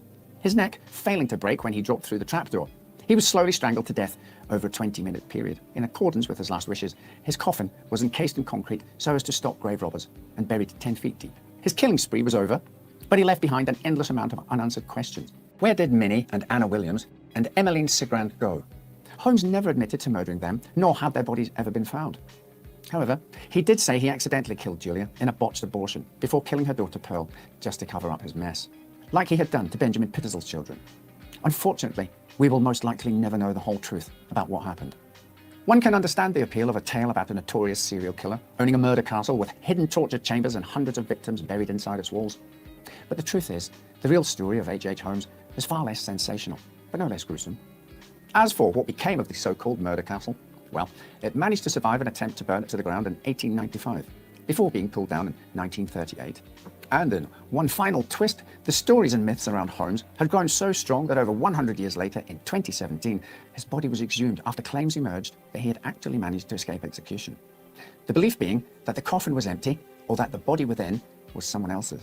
Much like many other stories about him, the truth turned out to be less strange, as DNA tests found that the body inside was indeed Holmes. So, are you a fan of the cleanly told fact? Yeah, look how infamous he was. Look how in 2017 they still had to go in there and make sure it was him in there. That's infamous. That is pure 100% unwatered down, straight from the tap. That is infamy. That is infamy. Jesus Christ. That's a spooky story of today. I got another one. Next stream for sure. I got another one for the next stream. Y'all know? We're swapping out. We're gonna take a quick little spinny. Messi, eat a Snickers. You're not yourself when you're tripping on me. Follow me names. Quick little spinny, and we'll be right back at it. You heard?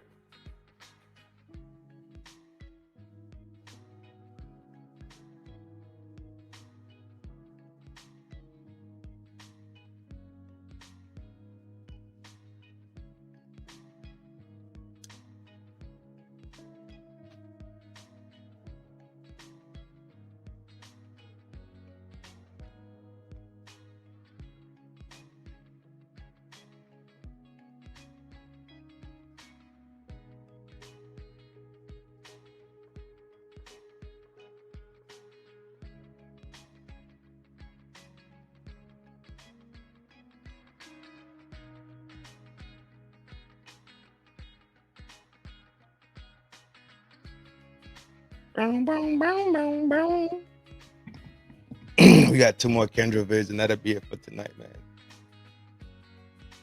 2 more Kendra. See what madness is going on out there in the streets. Oh yeah, the streets. We're gonna flip a coin. Afro puff or braids? Let me see. My coin.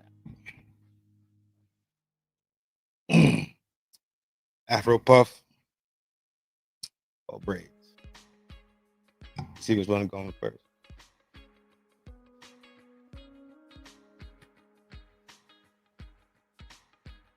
Braids.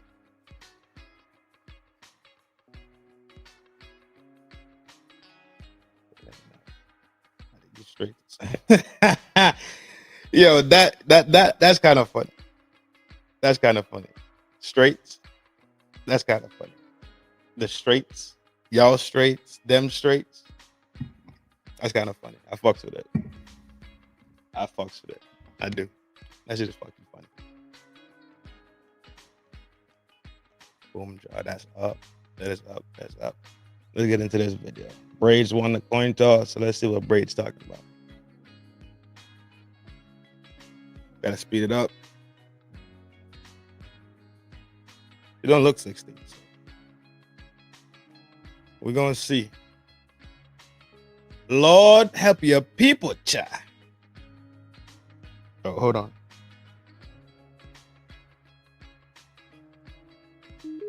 Lord help your people, child. Straights. I think there's something really wrong with this lady. You don't tell me what to do on my show. Lord help your people.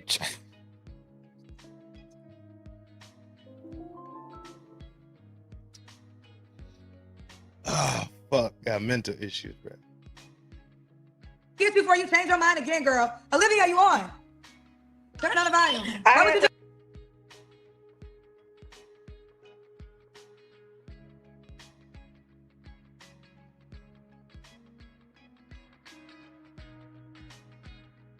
If my daughter say, Lord help your people, child.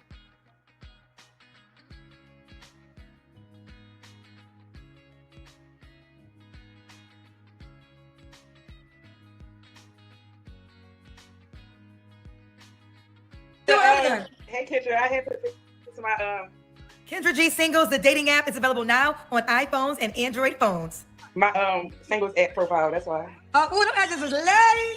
Them edges is lit.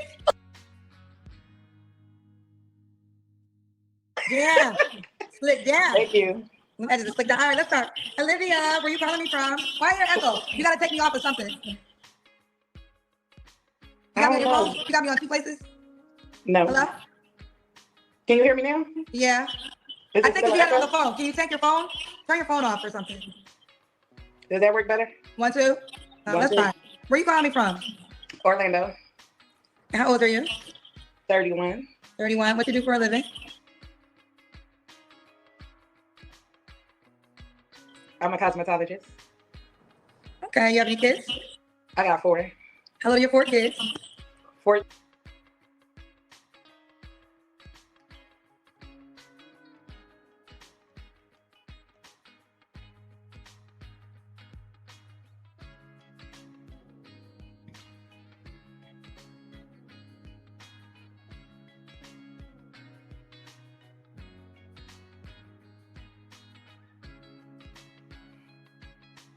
$14, 11. Wait. No, 14, 12, 11, and 2.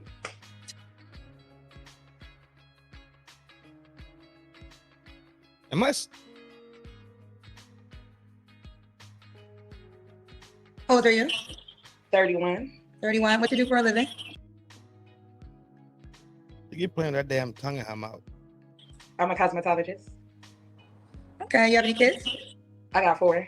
How old are your 4 kids? 14, 11. Wait. No. Look at her tongue in her mouth. Wait, what's that shit called?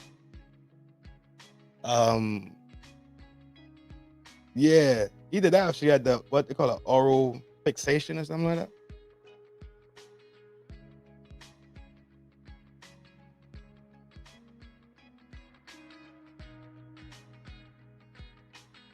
Well, that's what okay, I know I ain't tripping then. Yeah. I think if you had it on the phone, can you take your phone? Turn your phone off or something. Does that work better? 1, 2. I know my man. That's fine. Where you calling me from? Orlando. How old are you? 31. 31. What you do for a living? I'm a cosmetologist. Okay. You have any kids? I got 4. How old are your 4 kids? 14, 11. Wait. No, 14, 12, 11, and 2. 2. Are they all by the same man? Yes. Why y'all not together? Oh, he passed away. He's dead to me. Wait.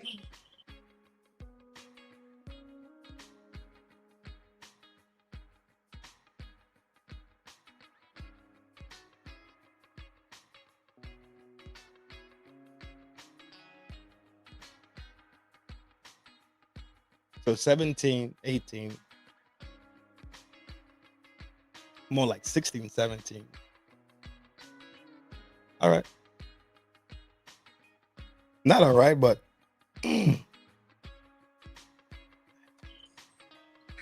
Okay. Is he dead for real or he just dead to you? Just dead to me, Kendra. When? Okay. There's no hurtful feelings. It's just, can we skip over that question?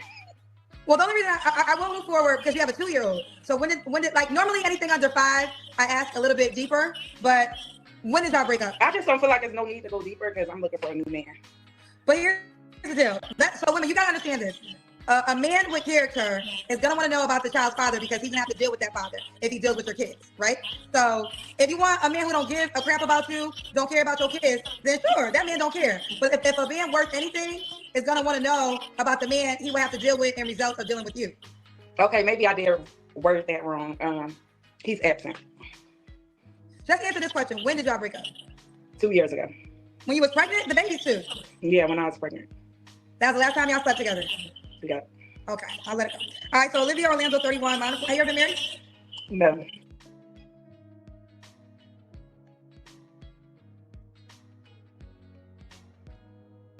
She lying?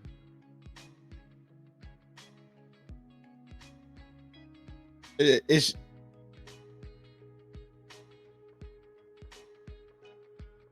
all right, we got an echo. It got to be you. Oh my God. I don't know. Hold on. so it does have piercings in the nose. Okay. I thought I was tripping. I thought I was imagining stuff. So pretty much the last time she was with the baby daddy was right when the baby was being born. Because the baby's 2, she's saying 2 years ago. I ain't jacking. All right, let me try. I'll try to talk low. Oh, that got worse. I tried to mute it and then unmute it. All right, let's try. Okay, Olivia Orlando. I forgot what I was gonna say. What kind of name? Oh, Olivia Orlando, 31. What's your zodiac sign? I'm a Capricorn. And never married, right? Never married. Okay, so no.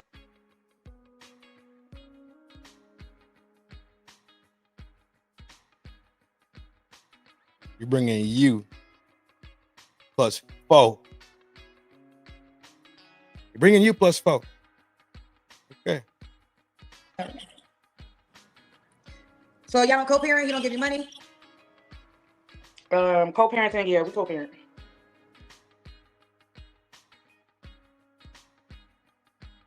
What is she on?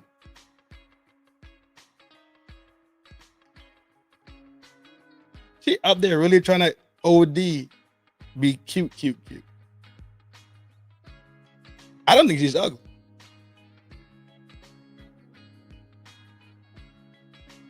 But she's losing points by the minute. He paid what his children need. Okay. Okay. Olivia Orlando, 31, Capricorn, cosmetologist, minor 4, by the same man, never married. What kind of man you looking for, girl? A God-fearing man. A man that goes to church faithfully. Somebody that's fun, romantic, and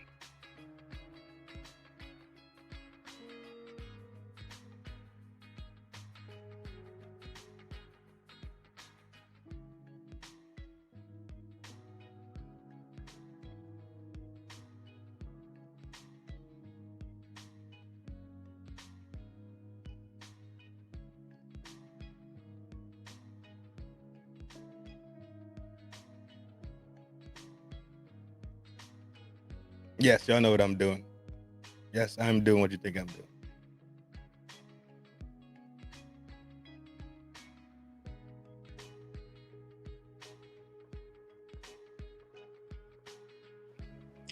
Co-parenting, yeah, we co-parent. He paid what his children need. Okay. Okay. Olivia Orlando, 31, Capricorn, cosmetologist, minor 4, by the same man, never married. What kind of man you looking for, girl? A God-fearing man. A man that goes to church faithfully. Why? Somebody that's fun, romantic, and fun, Romantic. Just be chilling and vibing and go to work a lot because I love to work.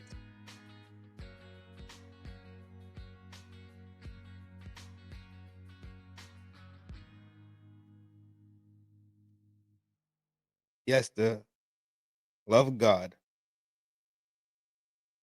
Be fun. Work a lot at the same time.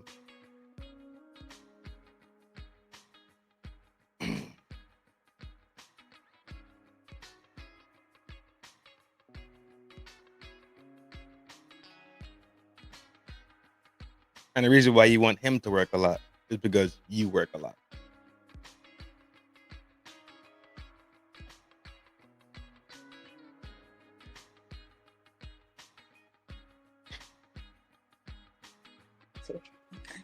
What's your favorite Bible verse? Jeremiah 29:11. What's it say? Oh, let me look it up. Hold on. I don't know about heart now, Kendra. Now,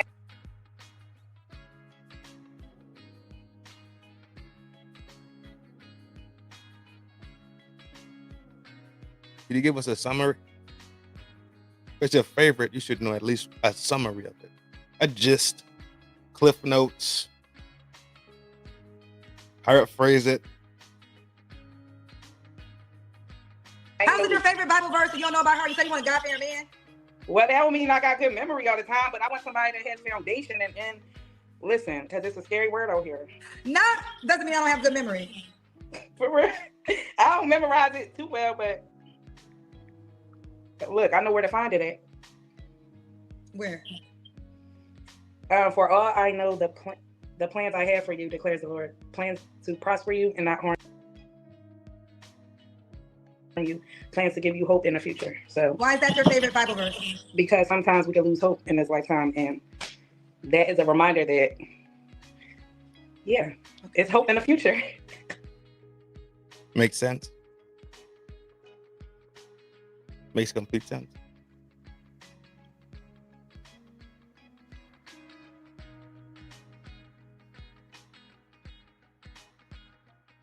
I can never be mad, ever, in my life, when somebody gives you. And they tell you. But they don't know they're telling you. I can never be mad at me hearing what's really being said from what they are telling. I can never be mad at that. And I appreciate the fact that they be talking and I just be getting to listen and hear and comprehend. And then I use my discernment. Okay, fair enough. All right, what else you want in a man? He got to have a career. I think I said it. Yeah, that's it. You said he used to love to work. You didn't say nothing about career. Careers and jobs are two different things. Okay. What are your deal breakers? Somebody that doesn't know what they want, doesn't know how to communicate, and doesn't show emotions in an effective way. Like,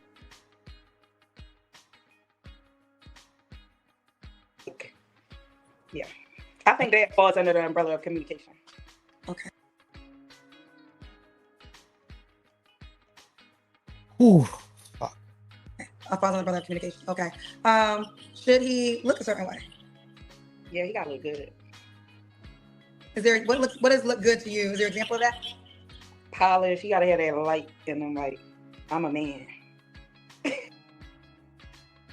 Makes sense. Goes back to that Bible verse about hope in the future. I get it. Makes sense. The bow is on the gift. You can put the gift on the center table. It's there. Like, I'm a man. You know, muscular. Like, he's a man. Like, he gotta be muscular. Like, just that masculine look. You know what I'm saying? With the beard, like, just looking like a man, clean cut. Did the guy you have 4 kids with look like that? Yeah. And why'd y'all break up again? Kendra, please. I'm trying to learn to leave that in the past. Well, girl, you had 4 kids with him and a 2-year-old, and now you want to leave him in the past? Maybe after baby number 1, you could have left him in the past. There was no signs. Like, you had 4 kids. Throughout the 4 kids, there was no signs that you was going to leave him in the past one day? You know, that type of things that just don't work out and you just go move on. It's just one of those type of things. Okay.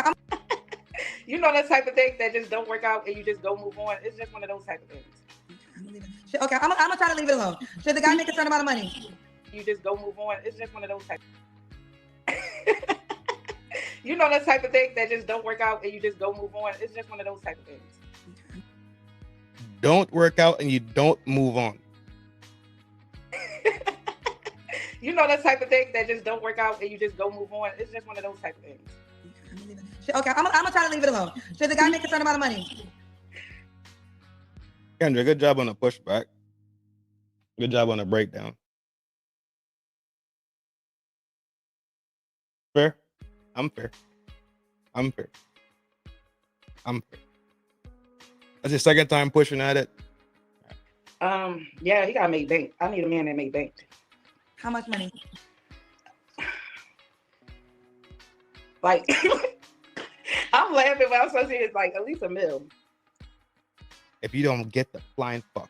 Oh my God.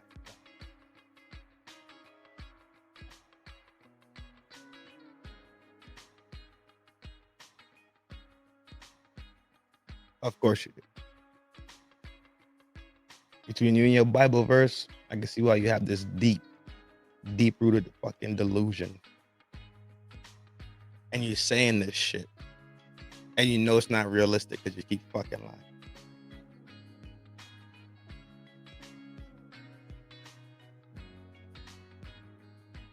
Because life is a fucking game for y'all.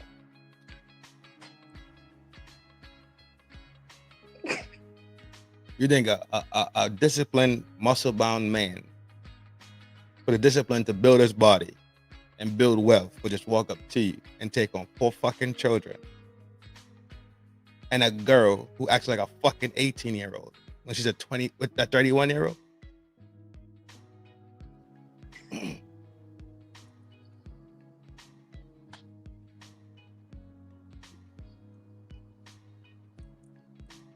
Even Kendra silent. She meant peso. Oh, MP. That's what it was. Pesos. It was rubles. That's what it was. I can't hear you. You there? I was waiting for you to answer the question. So how much money you gotta make? At least $1 million. Destined. To be alone. So your children's father made $1 million. Oh no, that's why I need somebody to make $1 million. Why do they have to make $1 million now? It's value in it. It's value. Yes. You know what? You ain't never fucking lied. There's value in $1 million. Yep. You don't qualify for it, though, sweetheart. Just that simple. People that make $1 million have a certain level of mentality. When you want more, you get more. Whew. When you want more, you get more. You make $1 million. I'm on that ladder to making $1 million. Where are you at on the ladder currently? Probably very low down there, but I'm almost there. What's very low?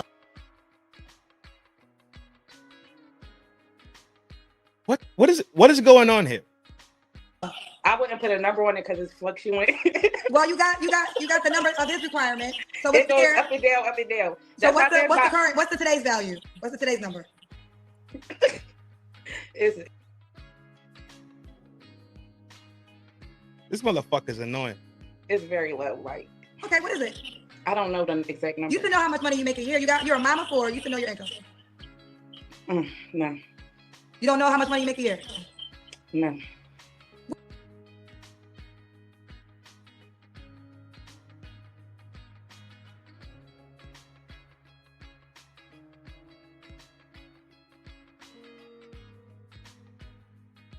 It's fucking aggravating. I'm trying to be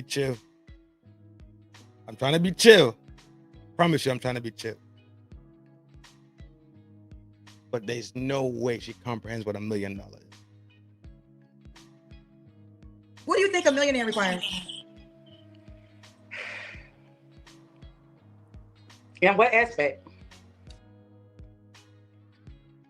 This is a fucking child. Be more in the building. Severe, what up, my G? Big salute to you, though. And that's what you should probably figure out. Because here's the deal. Listen, you can't manifest things in real life, right? But But to sell her some fucking. you have to do your part, right? Faith without works is dead. That should be everybody's favorite Bible work, because I think a lot of people have faith, but they don't have works.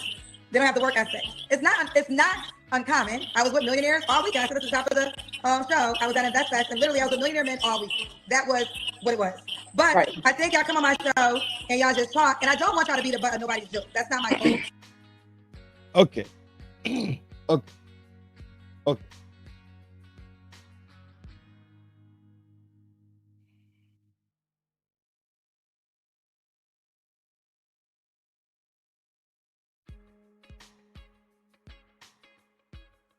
That's disingenuous. And because I do have love, so if you just want to troll, then that's your business. No, I ain't trolling because I got millionaires in my family too, honey. It's not okay, so trolling. okay, that's really what I want in my life. Okay, that's why I asked you. Okay, so I asked you the question: what do you think matters to a millionaire man? And you said you didn't know. That was the question I asked you. So since you I said, in what aspect are you talking about? In all aspects. What type of man is a millionaire? What do you think he looks for in a woman? What matters to him? Probably companionship, because it's more than he's a working man. He's a working man 9 times out of 10. I mean, he just wants somebody to come home to. He has a lot of people to choose from for that. He's a millionaire man. Well, so I wouldn't know because I never dated a millionaire, so I don't know. So maybe, okay. Let me not guess. Right, so how about you do this? Are you being serious? You really want to date a millionaire, or are you trolling me? No, I'm being so serious. I think women, learn the man that you say you want. Yeah, start learning the man that y'all say y'all want. My phone might let me write my charger. But go ahead, I'm listening. Because here's the deal, and I want to say this from one black woman to another. I don't want you to be the laughing stock online. It's too late.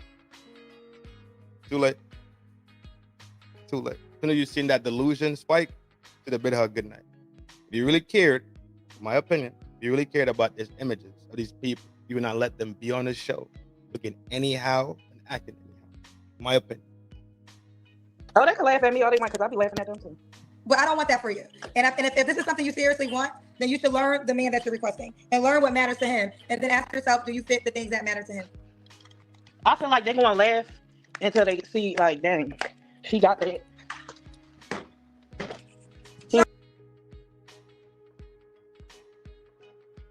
If you have a resource that's close to you, you have millionaires in your family. Cool. Would you not tap that resource to try to figure out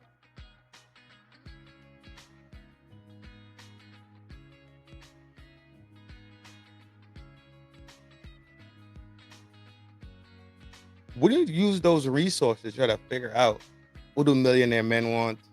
Or how do I become, because you say you're on the ladder to doing it. Are you using that because you're a child. You don't have a serious attitude about you about nothing. But let me ask you this. So are you saying you wouldn't date a man that made less than $1 million? Yeah, I probably would. So what is the minimum? Probably.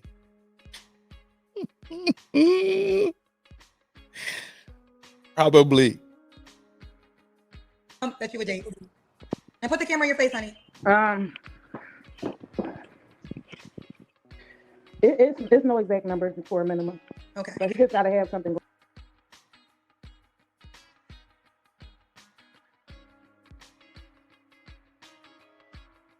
on for it.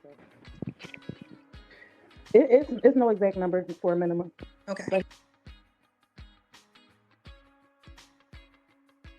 you just gotta have something going on for it. Okay. Let's do the Kendra cam.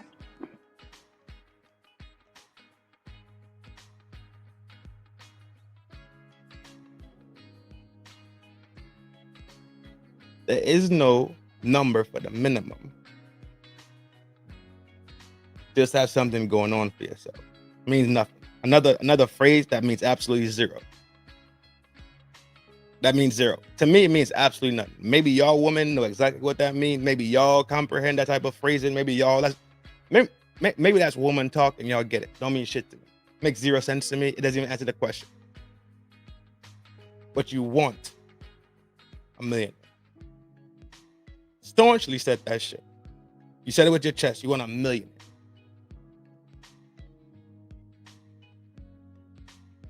He don't make $1 million. Would you date him? Yeah, probably. 31 years old, raising children. Oh God, hold on. Can y'all see? Yep, oh, you got on shorts. Okay.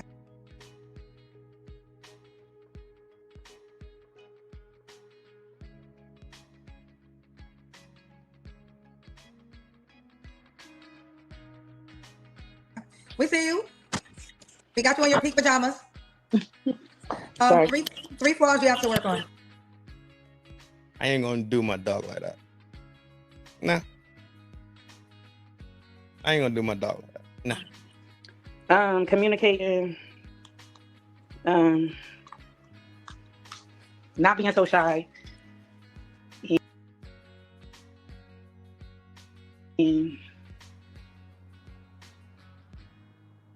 flaying my hair more often.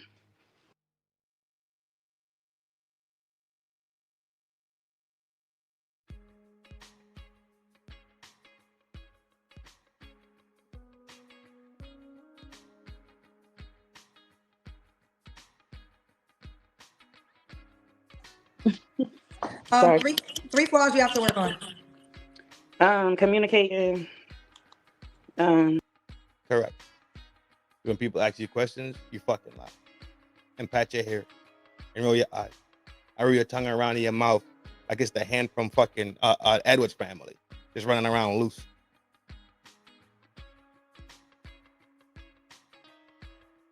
You're an adult woman.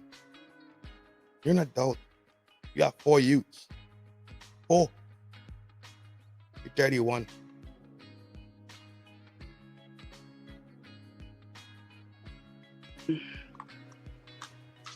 Not being so shy. And flaying my hair more often. So learn to communicate more, not being more shy, and doing your hair more often. Yeah, self-care days more. Okay. And why would a guy?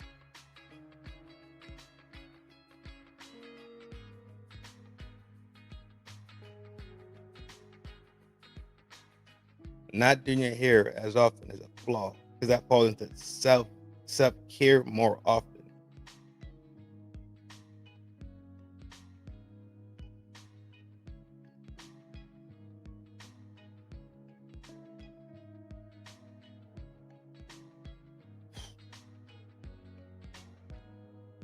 I'd be lucky to be with you. Because not being so shy. Communicating. You're not even communicating right now, staring at the woman in the phone talking to you.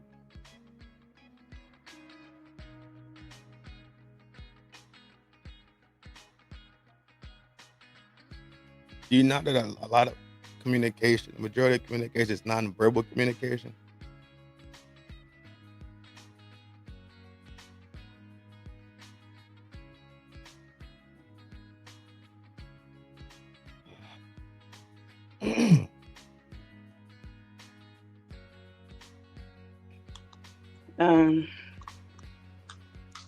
Not being so shy. Nah, I don't think you're shy. I know you're insecure, but that's not shyness. And flaying my hair more often. So learn to communicate more, not being more shy, and doing your hair more often. Yeah, self-care days more. Okay. And why would a guy be lucky to be with you? Because I'm beautiful. I'm loving and I'm caring and I'm understanding. And I'm a woman of God. You're a woman of God. Okay. Okay. Are you on the Kendra G Singles dating app? Yeah. Okay. What's your name on the app, honey? Libby. How do you spell that? Livy. L-I-V. Yep, here she is. There you go, Olivia. Livy. You can search her by her username. You can shoot your shot and send a message. Or you don't got to scroll down. It's right there. Livy. Livy.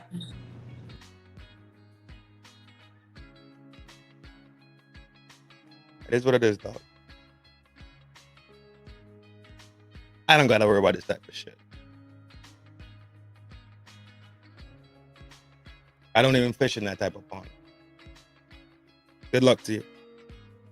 Hope it all comes together. I hope your pot find its lid. The lid find your pot. However, whatever the cool phrase is today. Whatever the cool phrase is today. About to burn this last video right here for the night. Appreciate all the support, dog. Appreciate the like, hitting the button. Appreciate everything that y'all guys do over here for FDNHT. Before I leave out, I'll run the tally. I'll punch it in the chat so we could see how much we got together for the winter blanket drive. You heard? I'll do that before we start the new vid. Y'all pay attention, and if I miss something, just tell me the minute mark or whatever.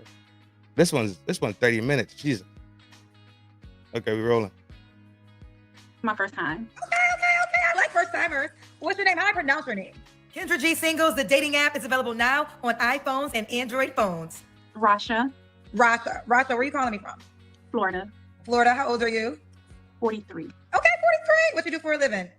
I'm a TV personality, and I have my own business, and I do part-time medical. Okay, I like that. You got a couple jobs. So TV personality, you run your own business, and what else? And I do office medical specialist part-time. Okay, how you got time for 3 jobs? Well, I gotta make money. Okay, you have any kids? No. No kids. And your name is Rasha? Yes, like Tasha, but with an R. Okay. And what's your zodiac sign? Scorpio. Scorpio, okay. So we got Rasha, Florida. What part of Florida? Jacksonville. Jacksonville, okay. So Rasha, Florida, Jacksonville to be exact. 43, is a Scorpio, TV personality, runs her own business, also works at a medical office. You work at a medical office? And no kids. Have you ever been married? Yes. When did you get divorced? About 5 years ago, 5-6 years ago. 5-6 years ago, okay.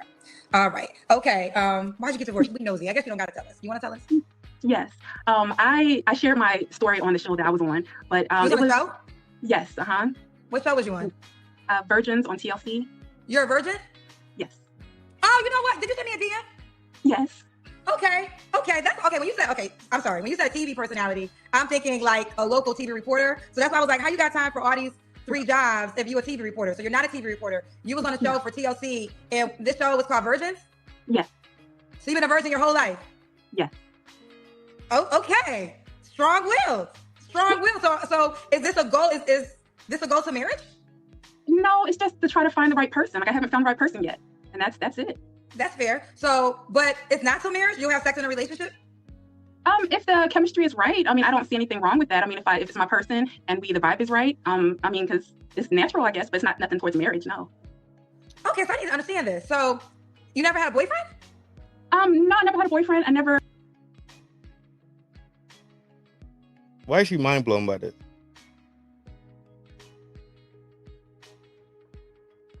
Oh, we know why.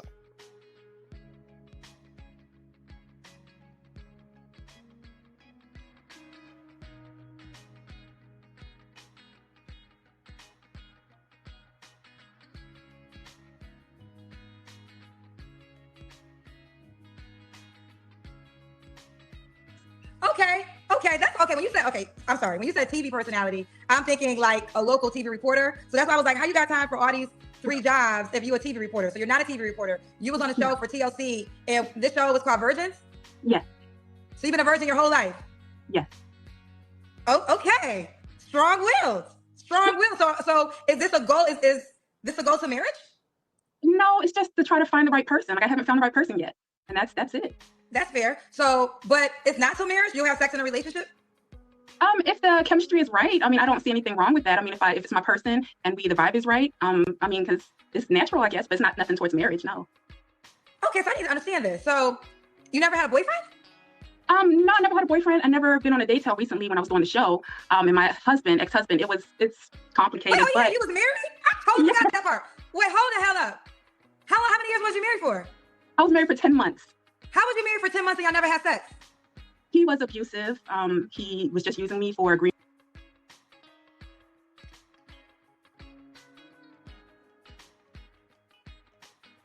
card. I tried to do little things, but he was just so mean and disgusted by me. And But wait, you know, okay, and I'm not taking away from any of it. What the fuck is going on? What in the fuck is this shit?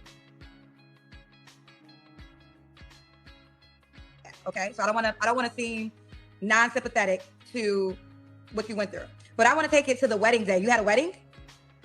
It was a wedding, but we were like on a beach, and it was just us. It was kind of private. It was okay. awful. But when the night was over, you just fell asleep? Yeah, we went home, and he went to the living room, and I went to my room, and because we had Why did separate y'all not rooms. have sex your wedding night? He didn't like me. I was. What happened was we were friends. Oh, I thought we were friends.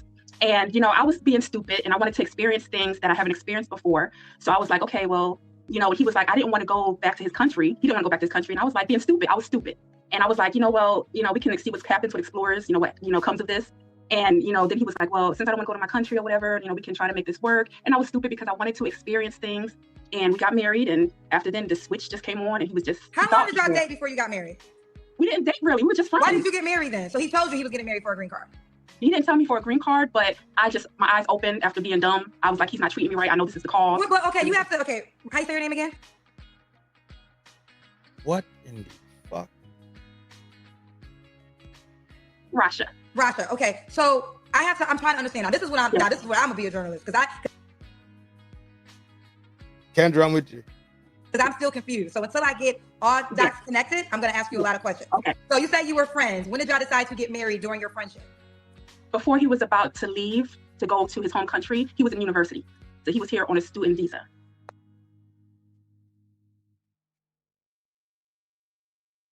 Keep going. Okay, how long were you guys friends for? Like 5 or 6 years. Okay, so did he have to leave because he didn't have a green card? He left. He had to leave because his visa was coming up. And he was doing an externship, and he was a freaking narcissist to where his job didn't want to sign his green card. Oh God. All right. You was doing fine. You was doing fine. I swear you was doing fine. Unless you have a doctor in psychology, then calm the fuck. Oh shit. Curly, yeah, Curly, I'm spinning too. I'm just listening. I'm trying to piece it together also. Card work visa, and then he came to me. And you agreed to marry him so he could stay in the country? Why would if he had a student visa, now he's working, why would the job not want to sign for the renewals or whatever? It wasn't an agreement for him. We didn't talk about green card ever. It didn't come up. I came from a genuine place because I really was. Why would you genuinely pause? We're not gonna do that. Yes. How are you genuinely gonna marry a man that was your friend, that you never dated, that y'all weren't even romantic? So why would this leave? Understand? He was or whatever. You know, we can try to make this work. And I was stupid because I wanted to experience things. And we got married. And after then, the switch just came on, and he was just. How long did y'all date before you got married? We didn't date really. We were just friends. Why did you get married then? So he told you he was getting married for a green card. Kendra, calm down. You know, maybe I'm playing it fast, so it looks like you're aggressive. Let me slow it down. It looks like you just jumping straight at her the whole time.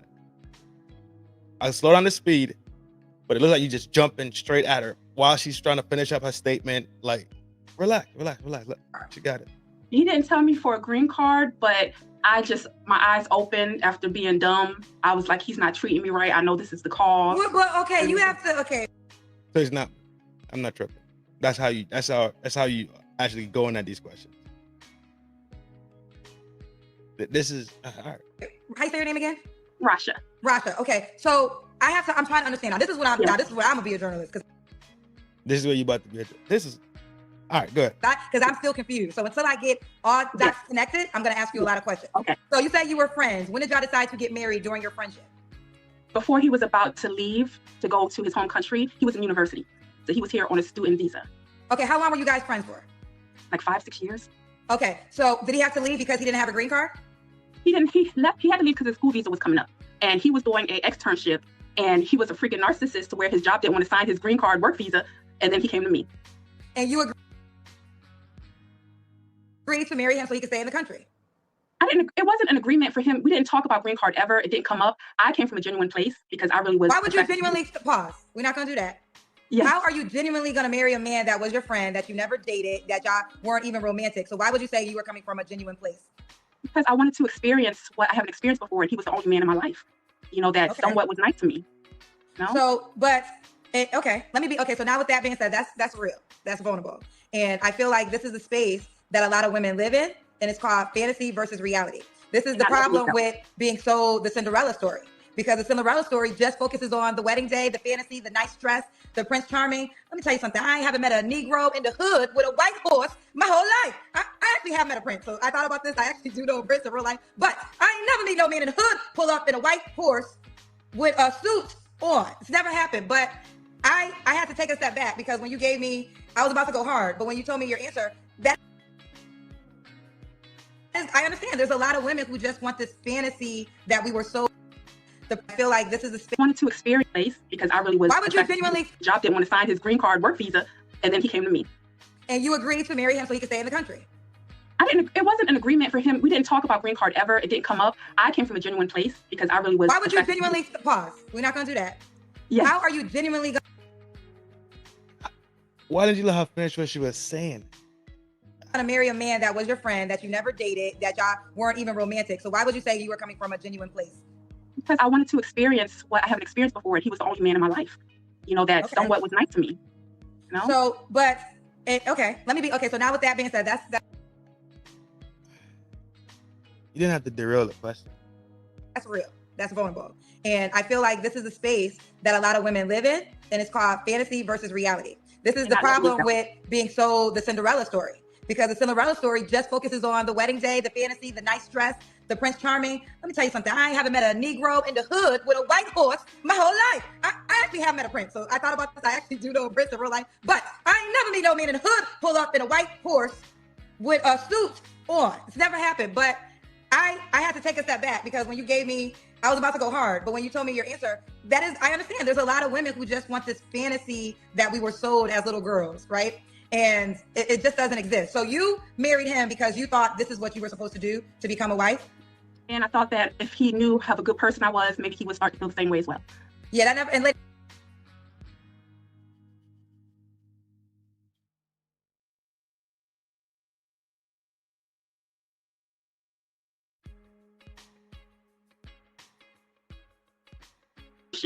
and he was a freaking narcissist to where his job didn't want to sign his green card work visa, and then he came to me.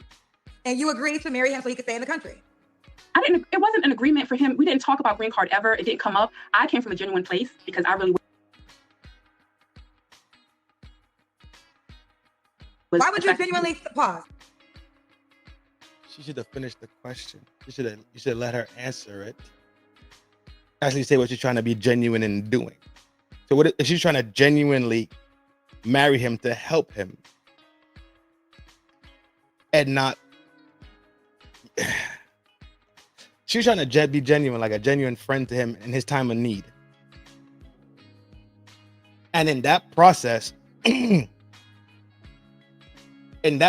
of them being married, put documents, them being together would bring a more light to him, so he could see her in the eyes of a wife or a woman to be with. Then it's always on her for tantalizing that for sure. Damn, I want to have to finish that damn question. We're not gonna do that. Yes. How are you genuinely gonna marry a man that was your friend, that you never dated, that y'all weren't even romantic? So why would you say you were coming from a genuine place? Because I wanted to experience what I haven't experienced before, and he was the only man in my life.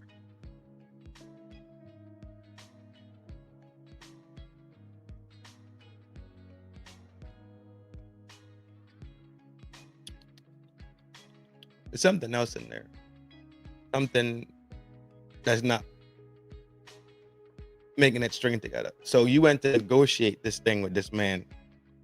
Did you negotiate and say, yo, when we do this thing for these papers, I also want $500 a month, $600 a month on the bills, and I want you to clap these cheeks, right? Like, I want to take it there with you. Was that a part of the negotiation? Because you say you was being genuine, right? That's fine. You could genuinely negotiate some shit. You could genuinely say, this is where I stand in my life, right? Have a genuine bargain about it.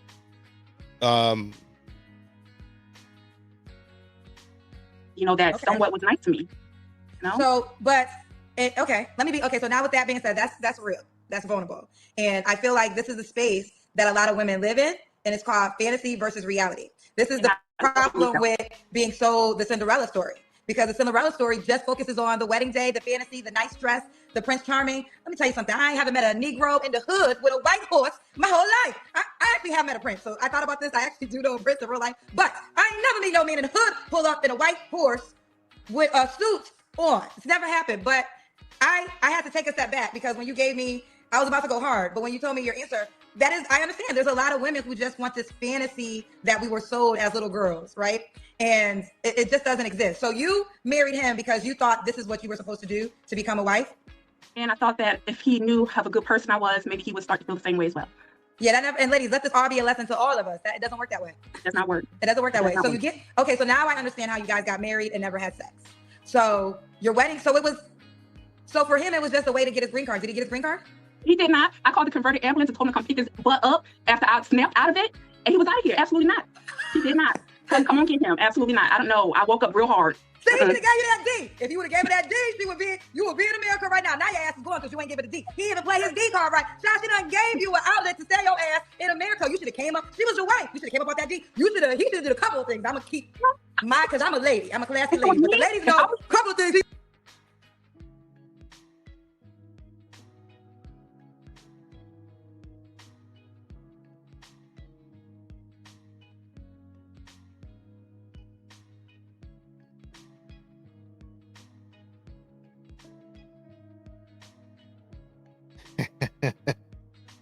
Y'all already know what I'm on. Y'all already know.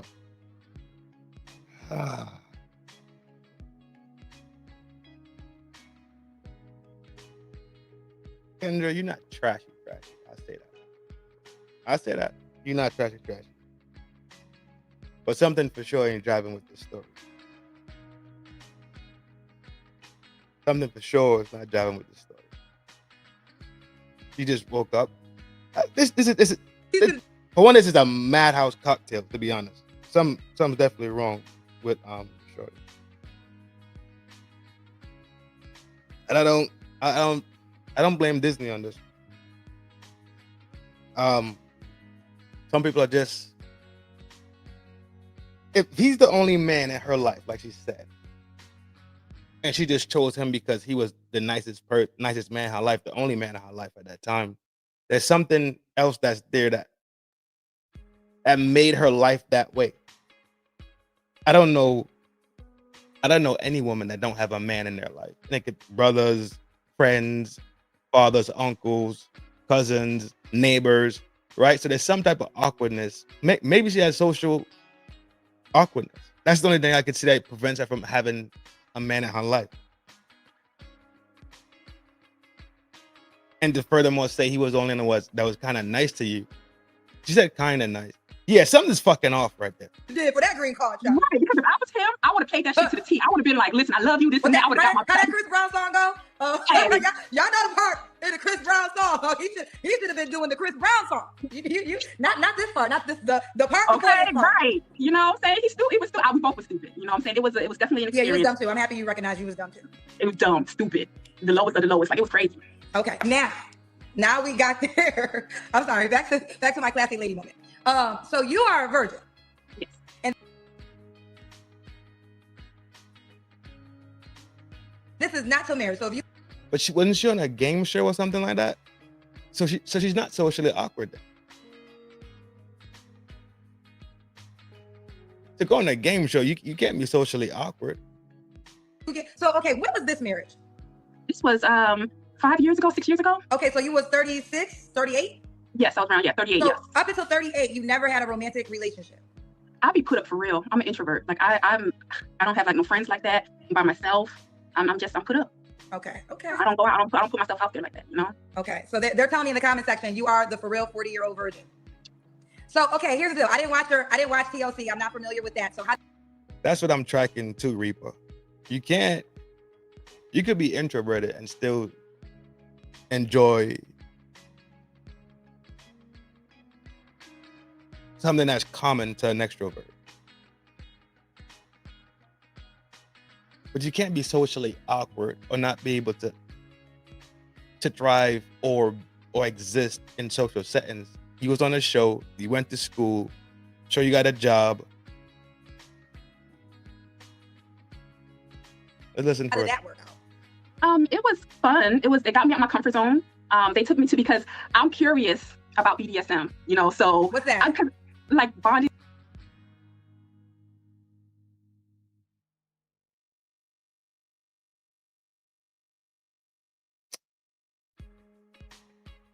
I think she lives in her head. I think she lives a lot of her life in her head. Like she just lives it in here. Self-esteem. Yeah, Curly. I'm not taking that out off the table either, girls. For sure. She probably play a lot of them online sexy games. Probably read a lot of them novels. Maybe even watch a lot of those movies. But she lives it in here. She lives it in here. Like she doesn't go forth. And it's not because she doesn't want to.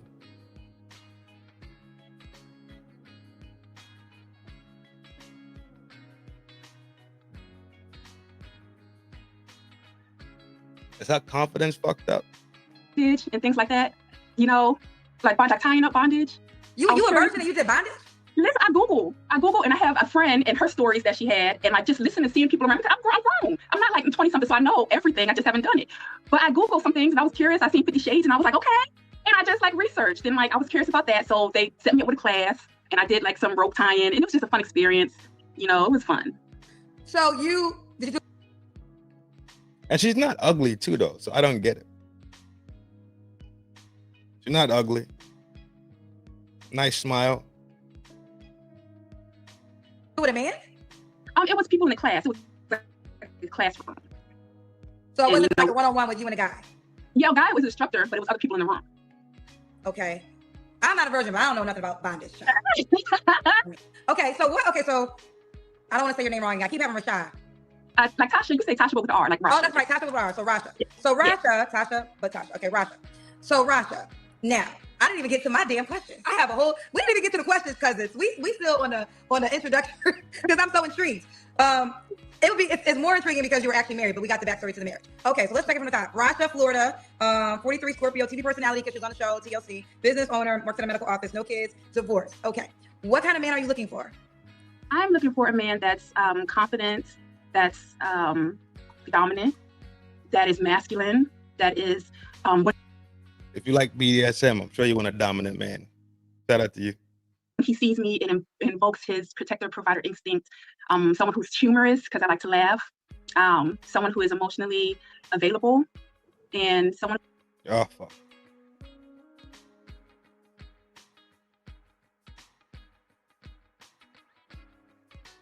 That's such a weird thing. Request of a man to be emotionally available. No. It's just that easy. No. Do I comprehend your emotions? Yeah. Could I make sense of your emotions? Yeah.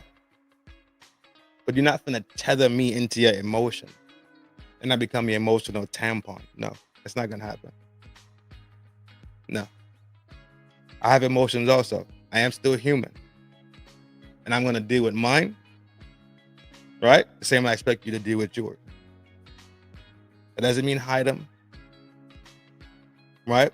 But because you probably experience a wide range of them, you don't have landscape. You don't have real estate that much in that field.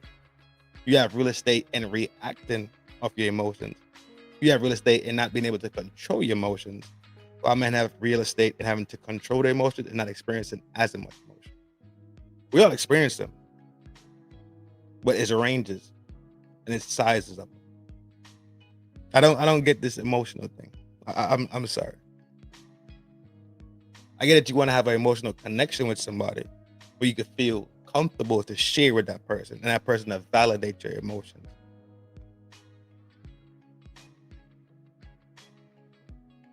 You want me to be emotionally available to you for your emotions. It's not necessarily about my emotions. Trust me. I know. who just has a lot of love to give and sees, you know, the potential in a bond that we can have. You know, just a good guy. All right. What are your deal breakers? Someone who smokes, vapes, someone who is not self-aware. Okay. Should he look a certain way? Just clean cut. You know, just clean cut. You know what I'm saying? Like Michael B. Jordan, whatever. Michael B. Jordan? I mean, like, you know, just that type of clean cut look, you know what I'm saying, that put together. Michael B. Jordan is only one of the most attractive men on the planet. She's not ugly. I keep looking at her facial features, like her skin motion. She's not ugly at all. Hey, he's so fine. He's like the top. He's above top tier. He's superhero fine. Okay. Oh yeah. Okay. Should he make a certain amount of money? He should be comfortable living, and he should be comfortable if, like, I decide to be like, hey, I'm trying to go on vacation right now. Okay, let's go. Like, it shouldn't be any reservation. He should be comfortable, whatever amount that is. So should he pay for you and him, or just him? How does that work? If we are together, he can pay for the flight and the hotel. I pay for the snacks. I mean, if we're together, but if we are friends, I'll pay for my own. He pay for his own. I mean, he's gonna get none, but you know, he has to definitely earn that part. If you get on that flight with a friend, you busting it down. Bring it back to reality. You was doing good. Come on, come back on. Come back on. Bring it back. Bring it back in. You was doing good. Come on, bring it back in. You ain't no way you're going on a trip with a friend and relax. I get it. You good. You good. But I wouldn't stress him on buying nothing, no plane ticket or nothing like that. Okay. Rasha, let's do the Kendra cam. That's when you stand up and we see your full body. I'm wearing sweats. I'm wearing my... Girl, but first of all, you don't really have an excuse. Let me tell you why. Because you plan to be here tonight. So this is about, I'm gonna keep it real with you. So you're supposed to come dressed down to the ground. You don't get the... Okay, I've seen some of the shows. I didn't know, like, dressed down, like... Well, listen, ladies, listen now. Here's the deal. Do you want the truth, or you want me to tell you what you want to hear? You plan to be here. You sent me a DM. You created a profile, because now I'm remembering. I remember getting your DM because I remember you telling me you was a virgin. But my life be moving so fast, child. When you said it out loud, I was like, oh, I remember this DM. You were supposed to come like you was going to be on TLC. So you just described a man like Michael B. Jordan, a man that can travel with you on vacation, a man that looks good. You got to come with your best foot forward. Ladies, I've been trying to tell y'all, these men that y'all talk about, I know the data. And the data is, there's a lot of y'all that wants that man. So when you get an opportunity to be on my platform, which is a world, do you want your video also on my YouTube page and Facebook page and Instagram page? Yeah. Okay. So that means hundreds of thousands of people are going to see you. This is your opportunity to do that. So like, we got to start having like self accountability, because you just asked for a man that's as tight as Michael B. Jordan, girl. And I'm not, this is the thing, and I'm going to say this, you don't look bad, right? So you look natural. You're very comfortable, which is fair. You're in your house. But what I always try to let people know, when you call me, you are no longer in your house. You are in front of the world. So treat me like your first date. However you would dress for your first date, that's how you should dress when you call Kendra G. Because it's going to give you a chance for men. It's your first impression to all the men. And girl, you a virgin. You're not trying to give it up. So you're going to have to really... Agreed. So why do you let them do that crazy shit on your channel? If you got all this sense, all this I know better, all this advice, why do you even let them display themselves like that? If you set the standard. That's the confusing part. 1 minute, you're okay with the foolishness and the fuckery. The next minute, you handing out advice. You want to step on somebody's neck. The next minute, the next minute, you okay with people sitting on toilets and talking to you.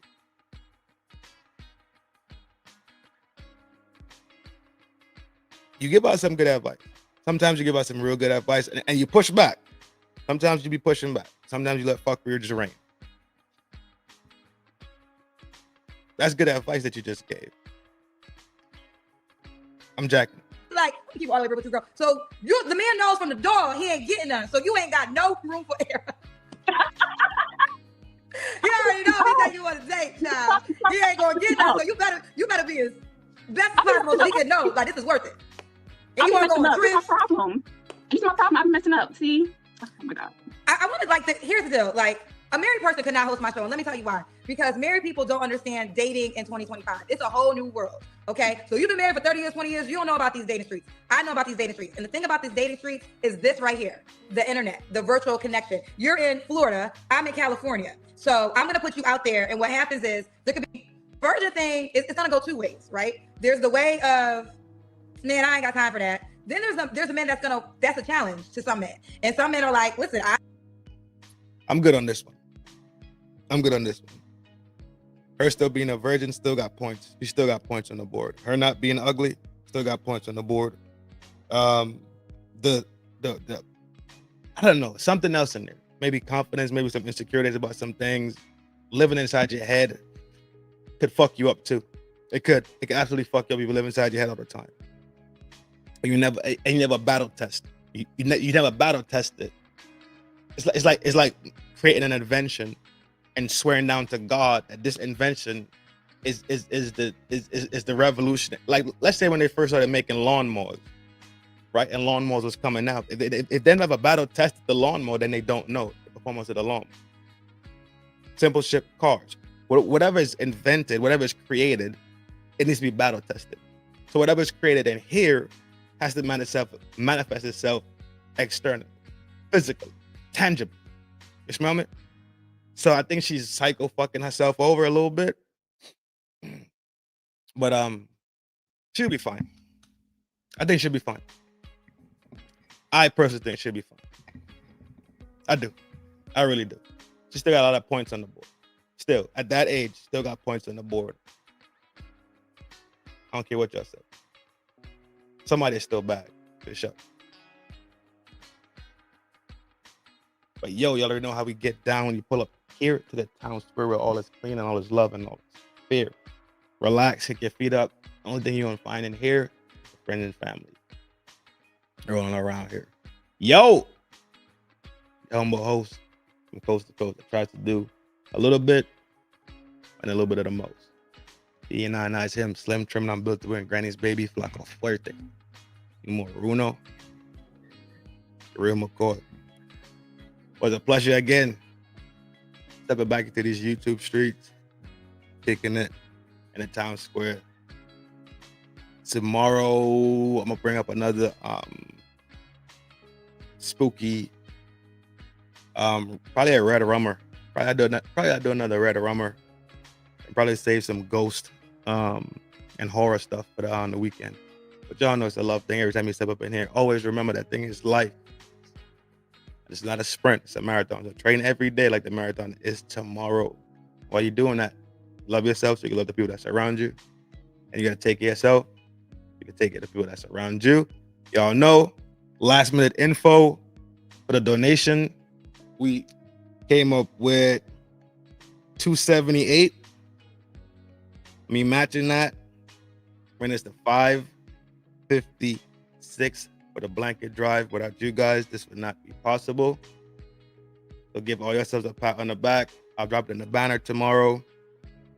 So it was I consider this a success, such as a grassroots group, right? Together we are mighty, and together we could do a lot.